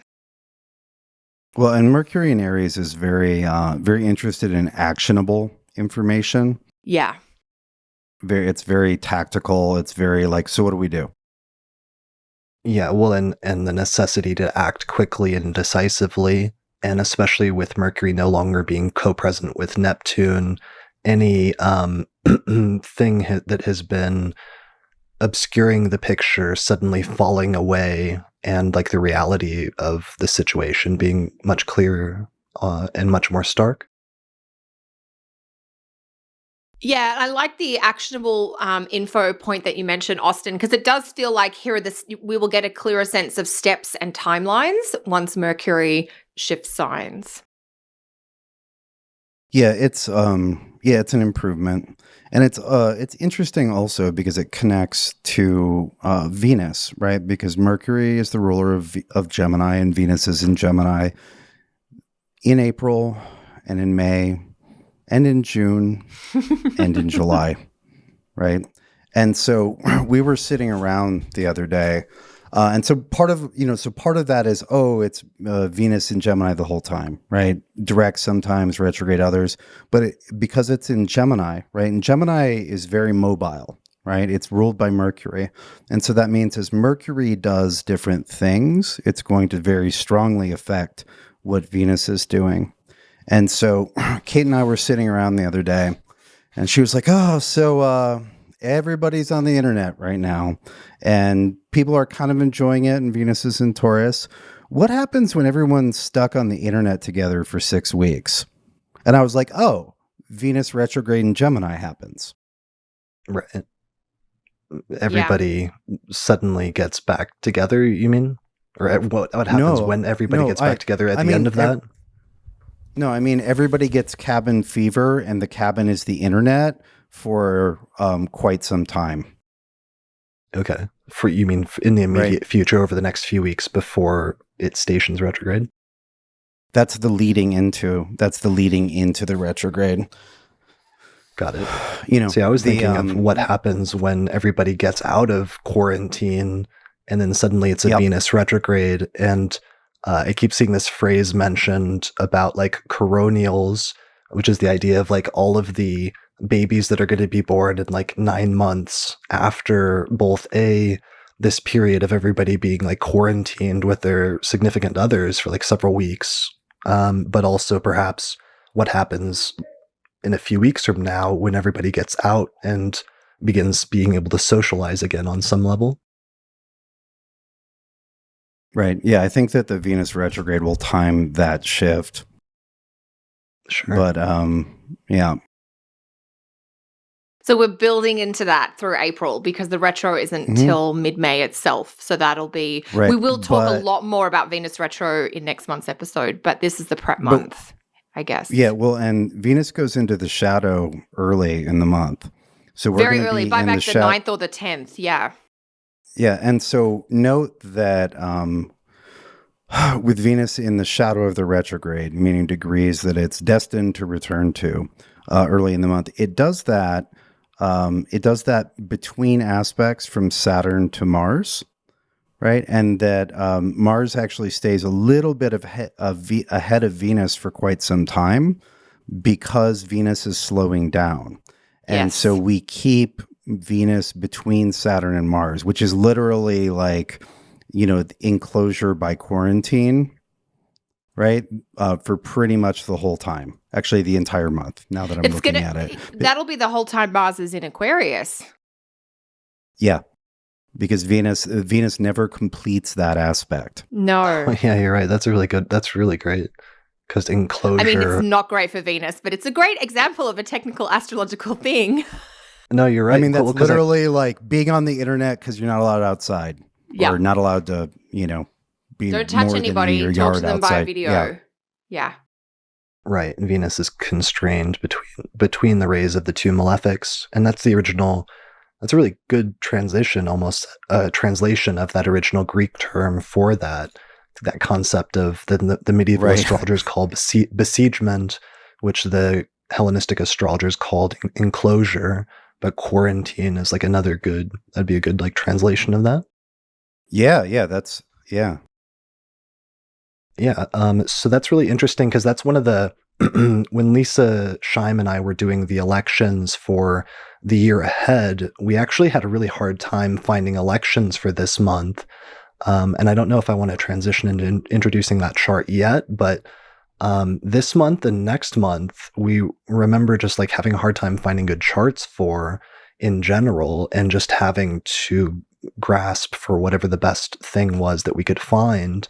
But one of the things that we did note was that Venus-Mars trine, which is forming and is so close all month, never goes exact because Venus slows down enough that it can't fully catch up to Mars, even though it normally would at its normal speed.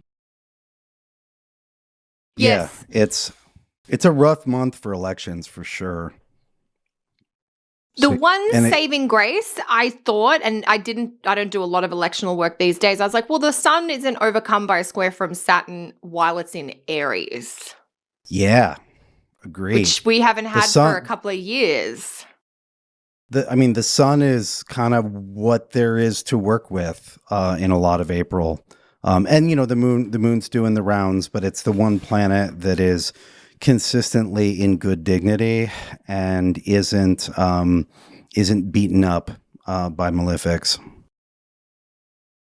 Which is a refreshing change, and we haven't had that version of the sun in Aries for a couple of years. Oh, it's been some time. I think 3 centuries experientially. It is, yeah. I'm just pulling up, and I might as well just give the electional chart for this month. You should. Yeah, since we're talking about it, and so I don't forget it. So this is the best we could come up with, and honestly, I'm not going to lie, this is not a great chart, but we were just grasping for anything. And one of the things I distinctly remember focusing on when Lisa and I picked out like one good chart for each of the next 12 months was seeing that that trine between Venus and Mars and trying to focus on it a little bit. And there's this one sort of time frame where Mercury gets into the action and sextiles both Mercury and Venus while those two are relatively closely trined. And honestly, that's more of almost like a modern electional thing to look for, which is just like nice soft aspects or an aspect pattern between three planets like that. But that was kind of what I was left to use to try to find anything for a good electional chart this month. Oh, I love that you picked that, because when I was doing my information for my monthly subscribers, I'm like, so there's a couple of fun aspects on April 18, and they're like, this is the best of the month kind of thing. Those Okay. sextiles. Yeah. Yeah, exactly. So the chart is set for April 18th at around 8:45 a.m. with about mid degrees of Gemini rising. So let's say around 15 degrees or so. Venus is in Gemini, conjunct the ascendant and in the first whole sign house. The ruler of the ascendant is Mercury, which is in Aries at 12 degrees in the 11th whole sign house. It's overcome by a superior sign-based square from Jupiter in a day chart, which is somewhat helpful or affirming. Mercury is applying to a sextile with it's actually technically separating from a sextile with Venus, and it's applying to a sextile with its domicile lord Mars with reception. The moon is in Pisces in the 10th whole sign house. It's applying to a square with Venus in this chart. So that's like the best that we could get is a square with Venus. At least it's an aversion to Mars and Saturn. It also has a very wide sign-based but applying sextile with Jupiter with reception since it's in Pisces. And I think that's about it. Mars and Saturn are both in the 9th house, so don't use this for 9th house type things, especially due to Mars being there in a day chart. But otherwise this is the electional chart that we came up with. So what were you recommending it for, Kelly? So in the subscription, I just kind of highlight the different aspects, and this pair of sextiles, the Mercury Venus, Mercury Mars, it just looked a little bit lighter. Like I always try to pick the aspects that I think look the funnest or the lightest or the best that month, as well as the aspects that I think are the most difficult. And in April, there are a lot of choices for the most difficult aspect, but there were very few options for what are the kind of good, happy, playful aspects. So they were the ones I picked just because I have a little bias to the Mercury-Venus sextile. I think it's a really fun, there's an artistic, creative, but also connected, collaborative piece. And I liked the Mars energy coming in. I hadn't factored in, I just mentally blanked on the fact that the moon was involved in that as well. So, I think in the best case scenario, there is some level of increase of interaction that happens around then. But it could just be people are figuring out how to have parties on Zoom as well, or FaceTime or GoToMeeting or WhatsApp as well. Right. Yeah. Definitely. So anyway, that's the electional chart for the month. We're going to have our electional episode where we have a few other charts for April. Out sometime in the next few days for patrons. I think Lisa might be recording that one on her own because I think I'm going to collapse after recording this episode, but you can tune in for that if you're a patron of the Astrology podcast. And the electional charts are, I don't want to say they're not better in May, but there's definitely an improvement once we get to June, I believe, is when the electional charts actually start seriously improving again eventually. But it's interesting how that ended up coinciding with everything, because I don't think we were thinking about it with that focus when we were having trouble finding charts in this part of the year in April specifically. Right. Why is it not a good time to plan things, right? Right, yeah. Like, why can I not find any good electional charts for this time period? That's what I was kind of trying to say at the beginning is you can know that like, if I'm going to, plan a big thing and I want a really good chart, not then. And you can be correct in not then, even though you had no idea that why it would not be a great time. Right. Yeah. You can get the right course of action, even if you don't know why. It's like a blob on the radar and you're like, I don't know what that is, but I don't want to be there. I don't want to anchor anything into that. Definitely. All right. So back to the forecast, we've covered like Mercury's ingress on the 11th of April. the sun's ingress into Taurus. We're now getting into the second lunation of the month, I believe, which is the new moon in Taurus on the 22nd, right? Yes. Okay. Mhm. Second lunation of the month. Both lunations ruled by Venus this month. Venus is in Gemini all month. First lunation has the full moon in Libra ruled by Venus, ruled by Mercury in Pisces. Second lunation in Taurus ruled by Venus, Venus in Gemini, but Mercury's in Aries at that point. So there's sort of a different tone when you get into the rulerships, but it's just an interesting sort of weird thing that both the lunations are Venus ruled this month. Yeah, that is interesting. So this, Oh, and it's N- conjunct Uranus. Yeah, I remember was gonna talking about this on the yearly? Do you remember what Yeah. we said, Austin? No, I just remember this. It would be interesting to look back. So, you know what's funny, right? So this Wait, do you, lunation Kelly? is Is there something specific no, okay. No, I just wondered, Austin remembers that we highlighted it. I'm like, what did we say? Because I didn't remember at all. because Okay. I mean it's very significant looking, right? It's a Yeah. sun and moon conjunct Uranus and also square Saturn, but moving Right. from Saturn to Uranus. So this looks like people so ready to leave quarantine, right? Yeah. Like literally moving away from Saturn, right? Yes. That that mandatory solitude or whatever limited socialness. Hermit. And Uranus is revolutionary, and is very give me freedom or just give me freedom, right? Give me freedom. And so that you can see that's like houses and apartments bursting at the seams. Like people are going to be so ready to get the poor extroverts. A prayer But then for the Yes. extroverts. look what happens as soon as the next aspect, as soon as the moon clears Uranus. Yeah. Yeah. Oh, I didn't say Hello. it was going to be good. I just said that's Yeah. the vibe.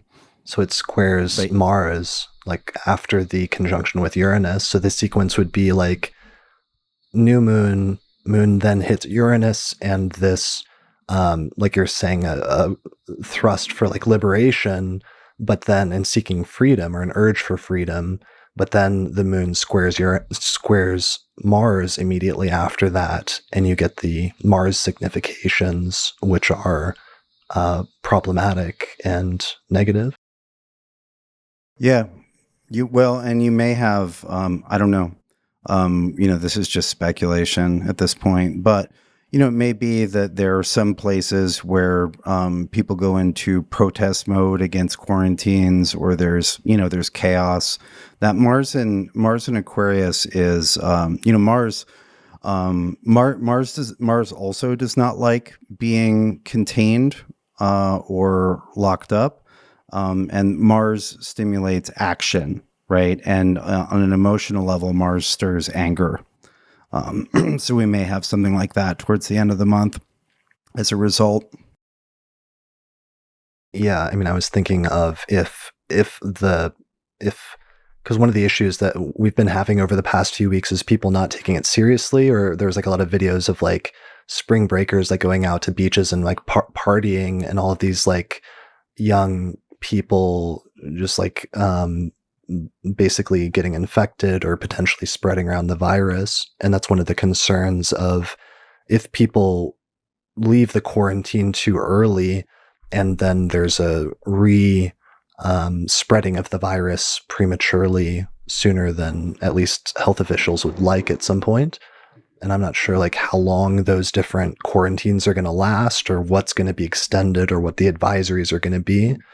But that would be unfortunate if that's part of it. If quest for needing to like get free and get out of the restrictions leads to greater problems in terms of that. Yeah, I think that we can say that people, if where there are quarantines still in effect, people will be ready to get mad around that lunation. Yes, I agree. I think it's that sort of the wearing thin of patience about the restriction. And then I'm also holding space of like the Saturn overcoming square is now applying to planets in Taurus, as is the Mars overcoming square. So even when it's not active by degree, there is still that sense of pressure or containing or holding to a certain level. Yeah, absolutely. I mean, it's not Mars conjunct Saturn conjunct Pluto with the South Node there. But, in a normal year, we'd be like, ooh, that's kind of gnarly. Yes. It's just that we have to grade on a 2020 scale. Yes, that's true. That is true. It does look very, I liked how you spelled that out there, Austin, because the volatility, to go back to the words we're using for Mars-Uranus, to see the moon kind of moving between Uranus and Mars in the hours following that new moon, it does have this feeling of like, the uprising or the rebellion, or, and it doesn't, whether we're allowed out of our homes or whether it's sort of the voice of the people, but there is that sort of resistance movement, I guess. Well, and, one thing that I bet we said in the yearly is that's as sort of clear a focus as we're going to have on the Saturn-Uranus square this year. And that's going to be, that Saturn-Uranus square is a huge part of 2021 and 2022. And we have both the sun and the moon translating the light between Saturn and Uranus. And so in terms of a sort of sneak peek into dynamics that are going to be going for a couple years, that new moon and the following 2 days are, that's a big part of what it's going to look like. Right, because it's not just the moon translating light or carrying it's the sun completing too. That square. It's the sun too. Yeah, that's a beautiful point. Yeah, and it's interesting just that with the new moon taking place in between the degrees of the two of them, just that the moon and the sun are both separating from Saturn and then applying to Uranus.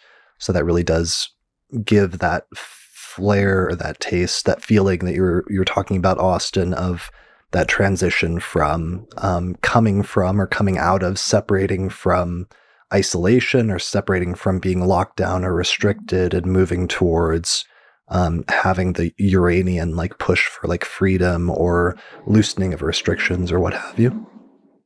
Yeah, and I bet we'll see some telling economic stuff around then too. Okay. So just as a preview of the Saturn Uranus, right, which has a lot of economic implications. Right, because you're still thinking about that in terms of the Saturn Uranus opposition as being one of the main signatures of the 2008 financial collapse.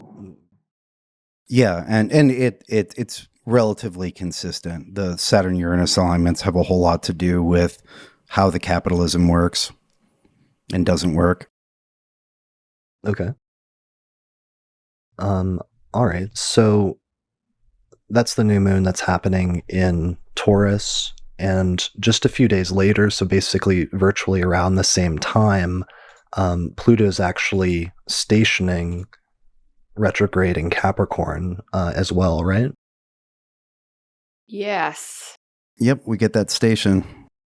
There it is. So at 24 degrees of Capricorn, 24:59, so it almost makes it to 25 degrees, but then just barely doesn't. So it's 24, but virtually basically almost 25 Capricorn. So this is, as most stations are, I tend to interpret them as like an intensification of the planet and what it's signifying in the sign that it's transiting. So in this instance, it's partially intensifying just its transit through Capricorn, but also it's very closely conjunct Jupiter still at this time, which Jupiter is only at 26 degrees of Capricorn, so just like a degree and a half or 2 degrees away. Yeah, and look at Mercury being pretty much exactly square both of them. Right at the same time at 26 Aries. So Mercury's happy to articulate that message, whatever loud bass note that Pluto sounds at that time.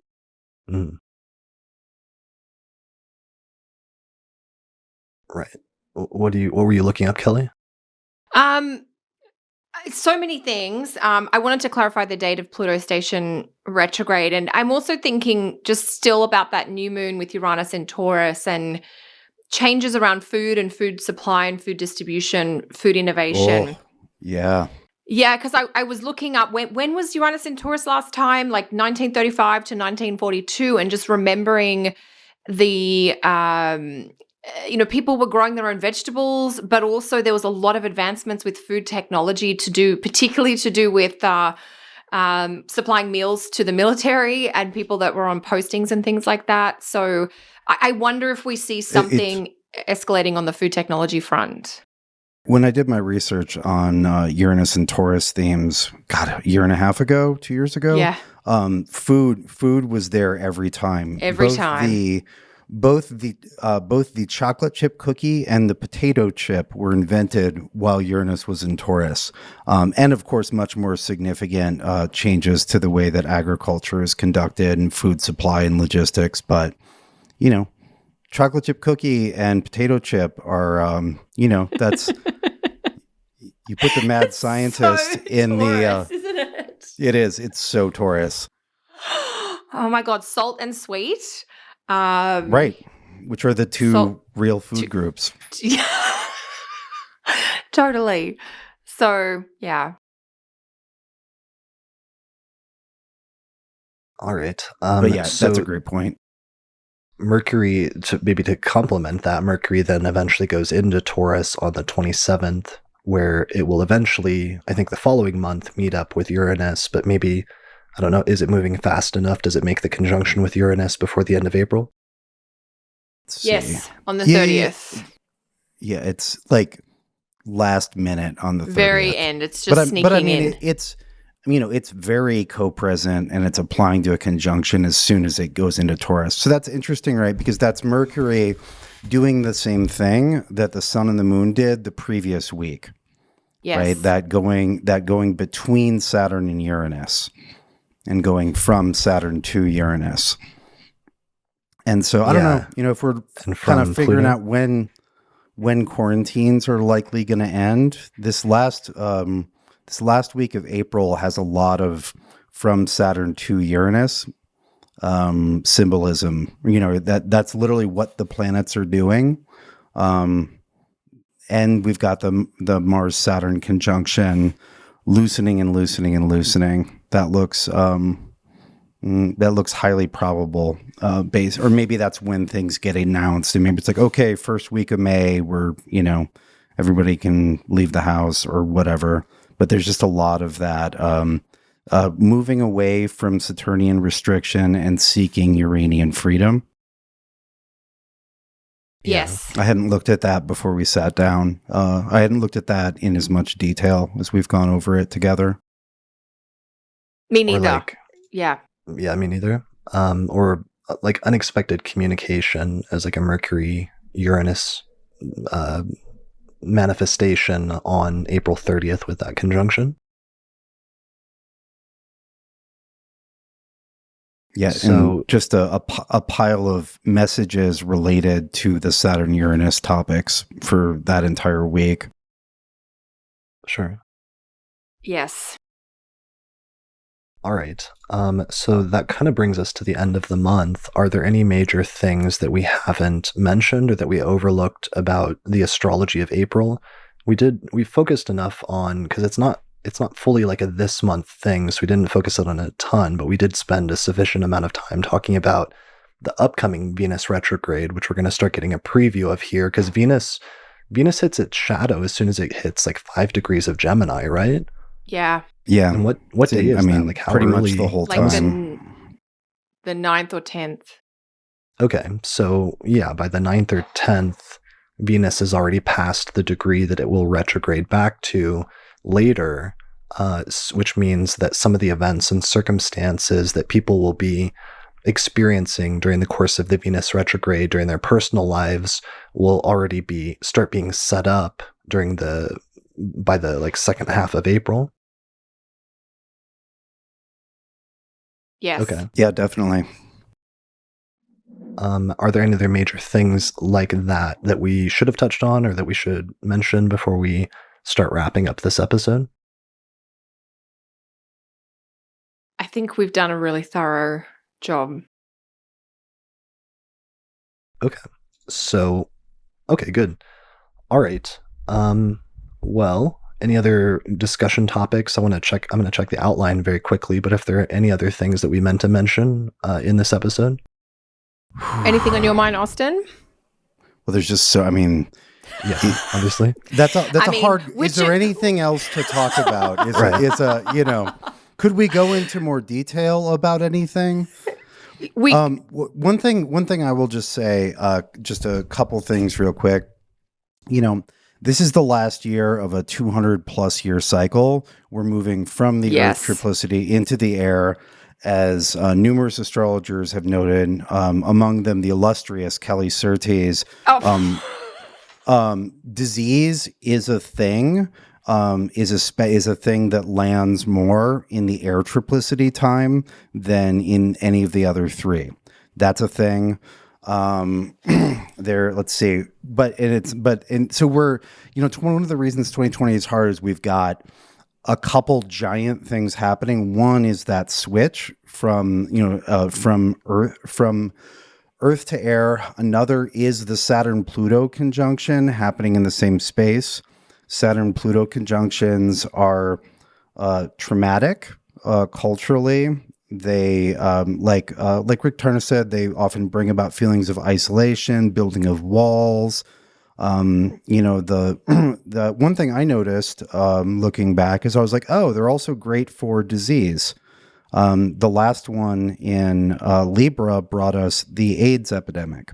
Yeah. They are also the Saturn Pluto alignments are also, they tend to be points of state overreach. The last alignment we had was the opposition between Saturn and Pluto, which occurred right in the middle of 9/11, right? And so then we saw in the United States as a reaction to that trauma, we had a Patriot Act, which gave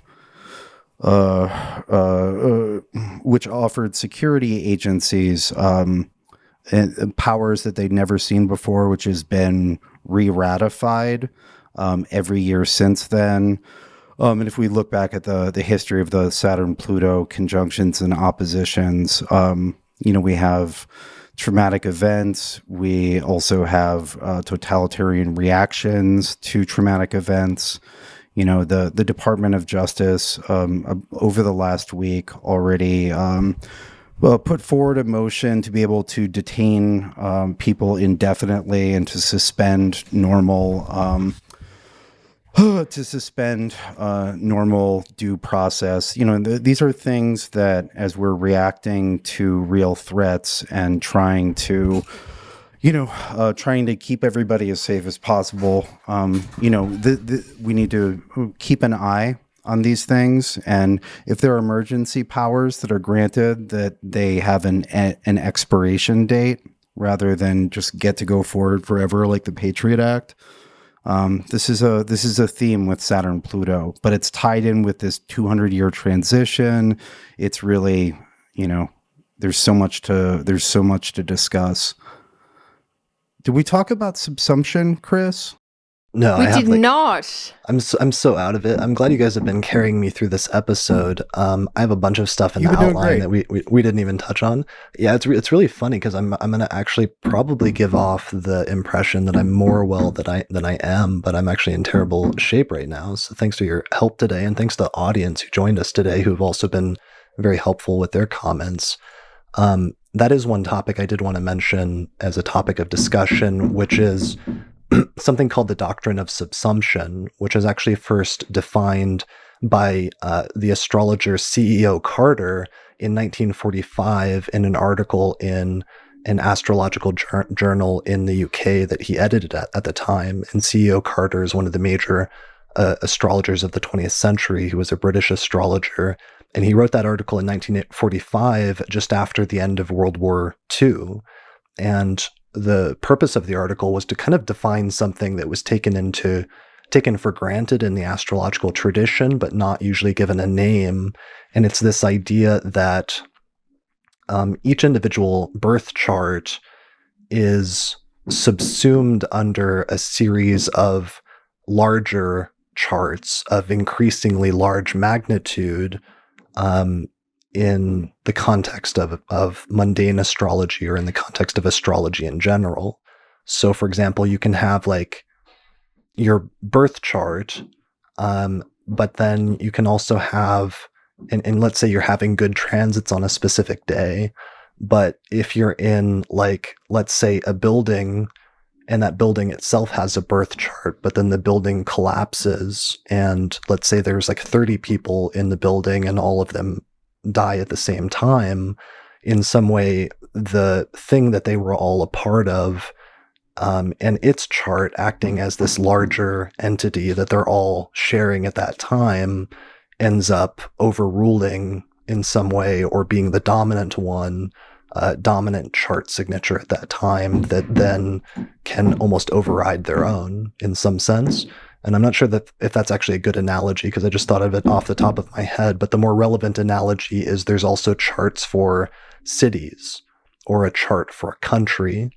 So when I say like larger scale charts, we're talking about how sometimes in mundane astrology, charts or astrological signatures, or let's say influences, for lack of a better term, that are affecting the collective, can end up influencing larger groups of people and indicating something that's more overriding or pressing than whatever the individual natal charts are indicating at that time. Does that make sense? Yeah, absolutely.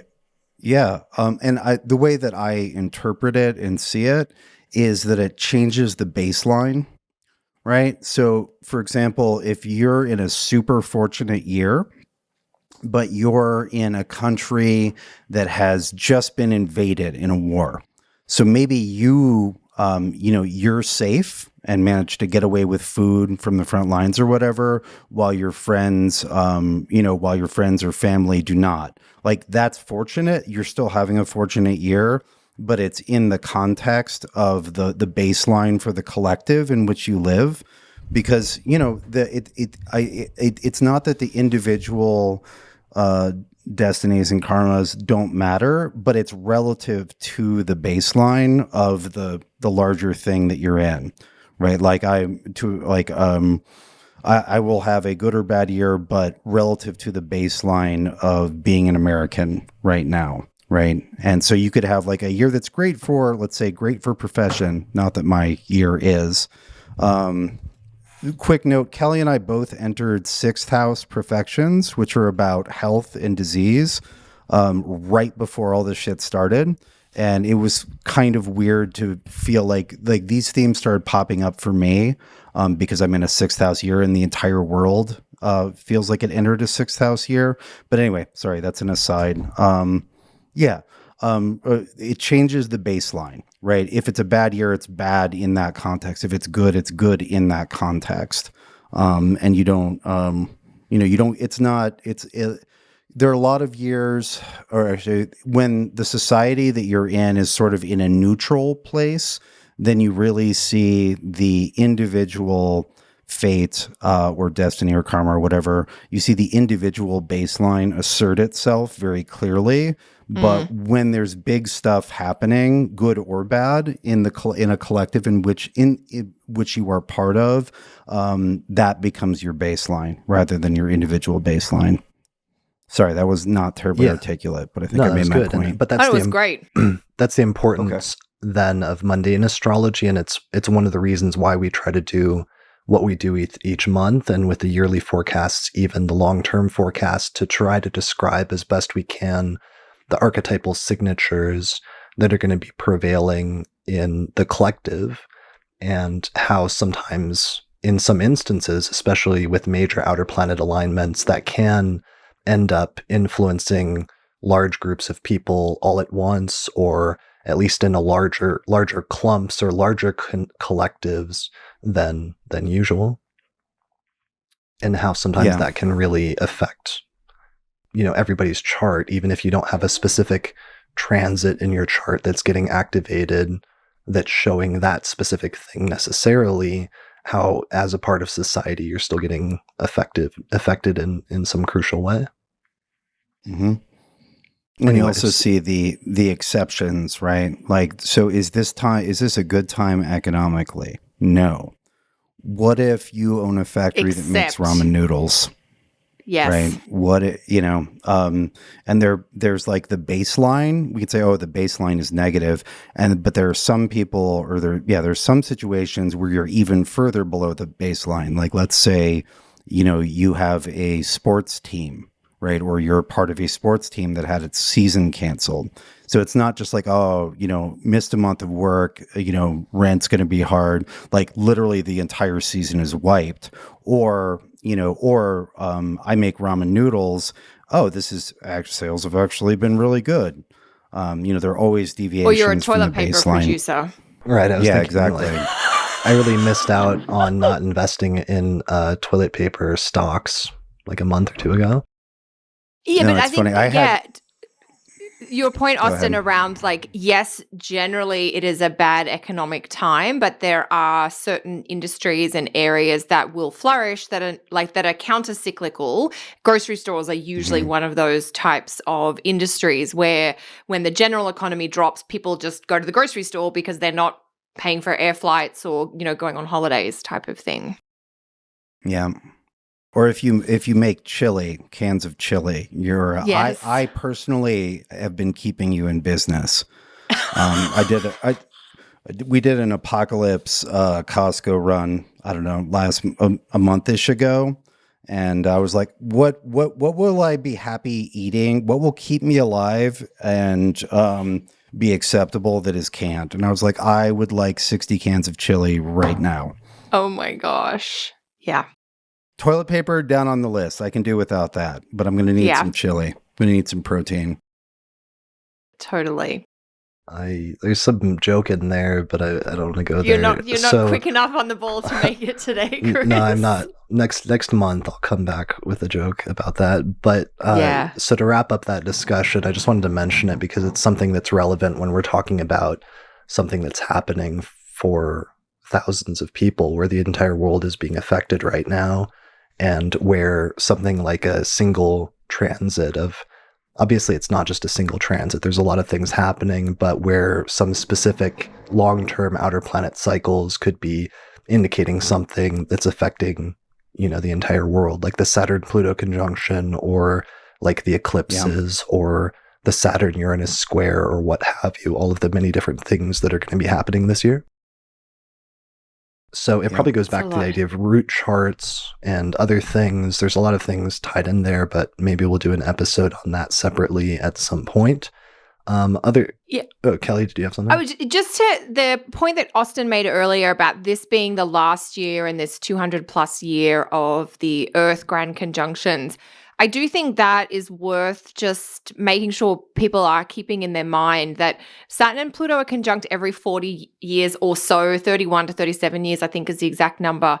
And I'm not saying Saturn-Pluto is happy, but it's very interesting to have a Saturn-Pluto conjunction at the end of a longer 200-year cycle. It's sort of like deconstruction on multiple levels of larger cycles all happening at the same time. And I think that highlights why 2020 is such a massive transition year on so many levels, socially, culturally, financially, government, but also internally as well, that, people talk about the idea of a new world order or new priorities emerging, and the egalitarian, like there's a French word, I think it's egalement or something, and I hear people say it like, and also for you, and it's sort of like we're all in this together. And that's been something that's emerging more and more, that we are like, I don't know that we've ever recorded a show like this where everybody has spent the last however many days or even weeks just at home. We don't have anything exciting to talk about because we haven't been to the movies and nobody's taken a trip recently. We've just been like getting creative with cooking at home, basically. Well, I wouldn't say that we don't have anything excitement.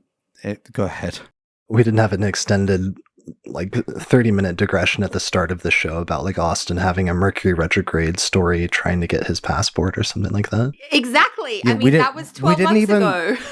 We didn't even talk about how when Mercury went back into Pisces, it conjoined my Mars again. And instead of hurting my toe, I hurt my finger. I slammed it in the door. And it's right hand, right foot, and then right next to the pinky toe, right next to the pinky finger. It was Mercury. I hurt my foot the first time, and I slammed my finger in a door during the second conjunction. But I have one more grim but useful astrological note. So transit-wise, we've already moved beyond the Mars, Saturn, Pluto, Jupiter all in one place. But the Aries ingress chart, which is one of the major historical methods for looking at the astrology of the world for a year, the Aries ingress chart locks in Saturn, Mars, Jupiter, Pluto, all at the end of Capricorn, and so there is a little bit of keeping that. If only the equinox had occurred 3 days later, but it didn't. And so for yearly charts for a lot of countries, we're going to keep that all year. Yes, that's a good point. And then that becomes a root chart or a precedent chart in and of itself. The chart that does the subsuming. Right, exactly. Yes. So that's an interesting thing to think about, both in a mundane sense as well as in your own lives. Because CEO Carter used an example of like a marriage chart, and how the marriage chart then subsumes everything that comes subsequent to that, perhaps in the family unit, or if you do an electional chart, how sometimes everything that comes after that relative to what you've initiated gets subsumed under the original chart. So it's just something interesting to think about. Other topics related actually to what you were talking about, Kelly, when I was rereading Tarnis's treatment of the Saturn-Pluto conjunction, and how he was just outlining it very clearly as defining these different epochs, like the first one of the 20th century being coinciding like really closely with World War I, or with the start of World War I, and then the second one coinciding with the start of the Cold War, and just how it very clearly outlines these different phases in history and sets the stage for what will then come over the course of the next 30 to 40 years between one conjunction and another, realizing that what's happening right now around the time of the Saturn-Pluto conjunction is we're literally seeing the start of a new 30 to 40 year phase, and the foundations of what will come over the next few decades being laid during the course of this like major event or this major catastrophe. And it's really wild to witness that like in our lifetimes. Yep. It is. Yeah, we're back to participating in history rather than just reading about it. Just observing it. That's I agonized over what to call my 2020 article, and I just settled on the bridge because it's the rough transition. What is between one thing, the bridge. The bridge. Okay. Yeah, because 2020 is it's a rough transition between epochs. Yeah, the image that I used in my 2020 lecture sort of tour that I did in January was it was two cliffs, and the bridge between them was a butterfly, sort of indicating the transformation to get from where we are to where we're going. And while a butterfly is kind of a pretty looking image, it basically indicates the complete destruction or destroying of what is to become a totally new entity with different levels of movement and capability. Right. Yeah. I like that. Right. Transformation is, on a bodily level, very uncomfortable. Very. Definitely. So on these happy notes. Yeah, it's like other. That is what really it is, Yep. Other really quick bullet points. I mean, if we, under normal circumstances, we would talk a little bit about how all the people with Saturn and Aquarius have just started their Saturn returns. Yeah. That's a thing. We'll probably save that maybe for next time. Under a more darker note, one of the realizations I had around the time that Saturn moved into Aquarius, that made me nervous, because I was already nervous about it as we've started to lose. An episode I'm about to release is Robert Zoller passed away a few weeks ago, who was a prominent astrologer and one of the founders of Project Hindsight. And a lot of those major astrologers of the Pluto and Leo generation were already getting older, and I already had that sort of push that I've talked about several times in the podcast over the past year or two to start trying to get interviews with a bunch of them to get their life stories documented. But I just realized when Saturn ingressed into Aquarius, I hadn't thought about it, but that starts a Saturn-Pluto opposition in all of the like Pluto and Leo charts. So that entire generation of basically like the baby boomers that were born with Pluto and Leo from 1939 until 1957 all just started a Saturn opposition, or a transiting opposition of Saturn to their natal Plutos by sign, and eventually at some point by degree. And of course, they're all part of the people that are most susceptible or most vulnerable to the coronavirus right now, just in terms of that age group. Yeah, that's a really good, sad point. Also, when a number of those sicknesses are due to occur, Mars-Saturn, both in Aquarius, opposing that Pluto over the next month and a half. Right. Which, okay. we already know. And I know we need to wrap up soon. Last point was just, there was a new comet that's been discovered, and I think that actually might become more important because it was actually discovered, I think at the end of December. They first spotted it on December 28th or 29th through telescopes, but it started growing in brightness rapidly after discovery, and it may become visible to the naked eye over the course of the next month or two. And that's kind of weird. It kind of reminds me of some of the traditional omenology surrounding comets, often which is not very positive. I remember one instance from my own life, and I'm sure there's others, but I remember that time when there was like a comet that appeared like right after the death of Saddam Hussein around like 2006, I think, if I'm remembering like the time frame correctly, or maybe it was 2005.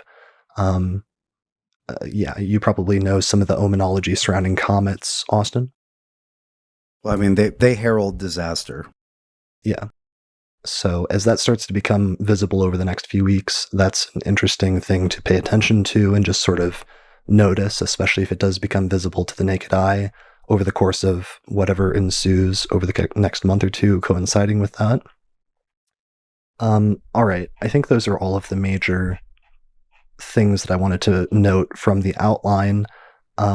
We should mention, what do you guys have going on over the course of the next month? Kelly, you're going to be traveling and giving lots of workshops? Oh, yeah, I'm everywhere. No, I'm so grateful I went everywhere last year. Okay, I'm going to do this quickly because I know we've got to wrap up. I did give a talk on the Saturn conjunct Jupiter cycles last year at an Astrology University event, the 2020 Summit. Tony has actually made that available free for a few days. So there's about 8 or 10 lectures that are just available free online right now. Demetra George, amongst a bunch of other people, but my talk is available free there. Coming up in April, I am starting my next class. It's a 4-part training on the 10 planets in astrology that begins Monday, April 13, online, of course. And I'm giving a webinar called Diving into the Darkness, Exploring the 8th and 12th Houses on Saturday, April 4th. I've got a live Q&A for my members on April 3 as well, if anybody wants to become a member and join us there. So I do have a few things going on in April online. And your website's kellysastrology.com? Yes, thank you. Sorry, forgot the important part. I wasn't sure if you'd mentioned it. I just wanted to mention it again. If not, Austin, what do you got going on? Well, my yearly classes are due to begin in April. My Fundamentals of Astrology Year 1 and Year 2 get started in April.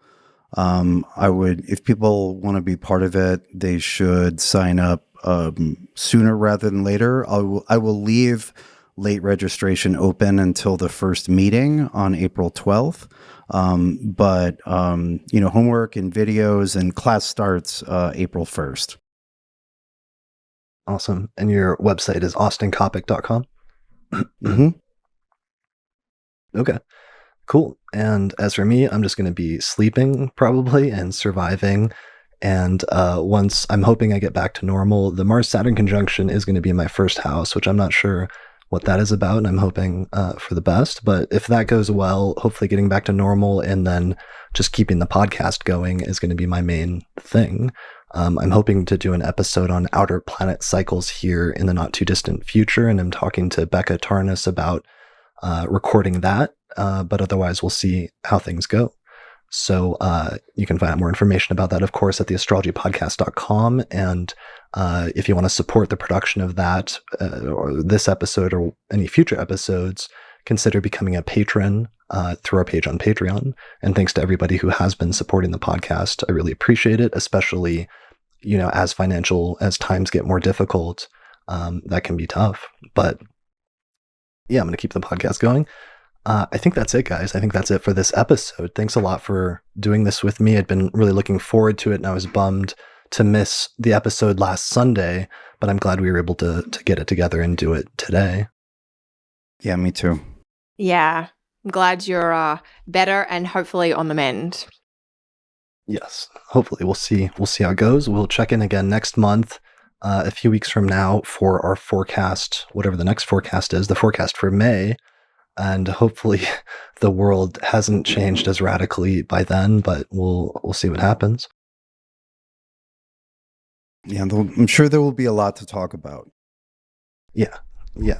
All right. Well, thanks everybody for watching or listening to this episode of the Astrology Podcast. Thanks to all the patrons. This is our biggest attended episode ever, with I think over 100 patrons attending in the live audience. Thanks everyone for your comments. They've been great. Sorry we couldn't read all of them because there were so many, but we appreciate it. Please be sure to subscribe to the channel or like this video if you haven't already. And I think that's it for this episode of the Astrology Podcast. So good luck, everyone. Try to stay in and stay healthy, and we'll see you again next month.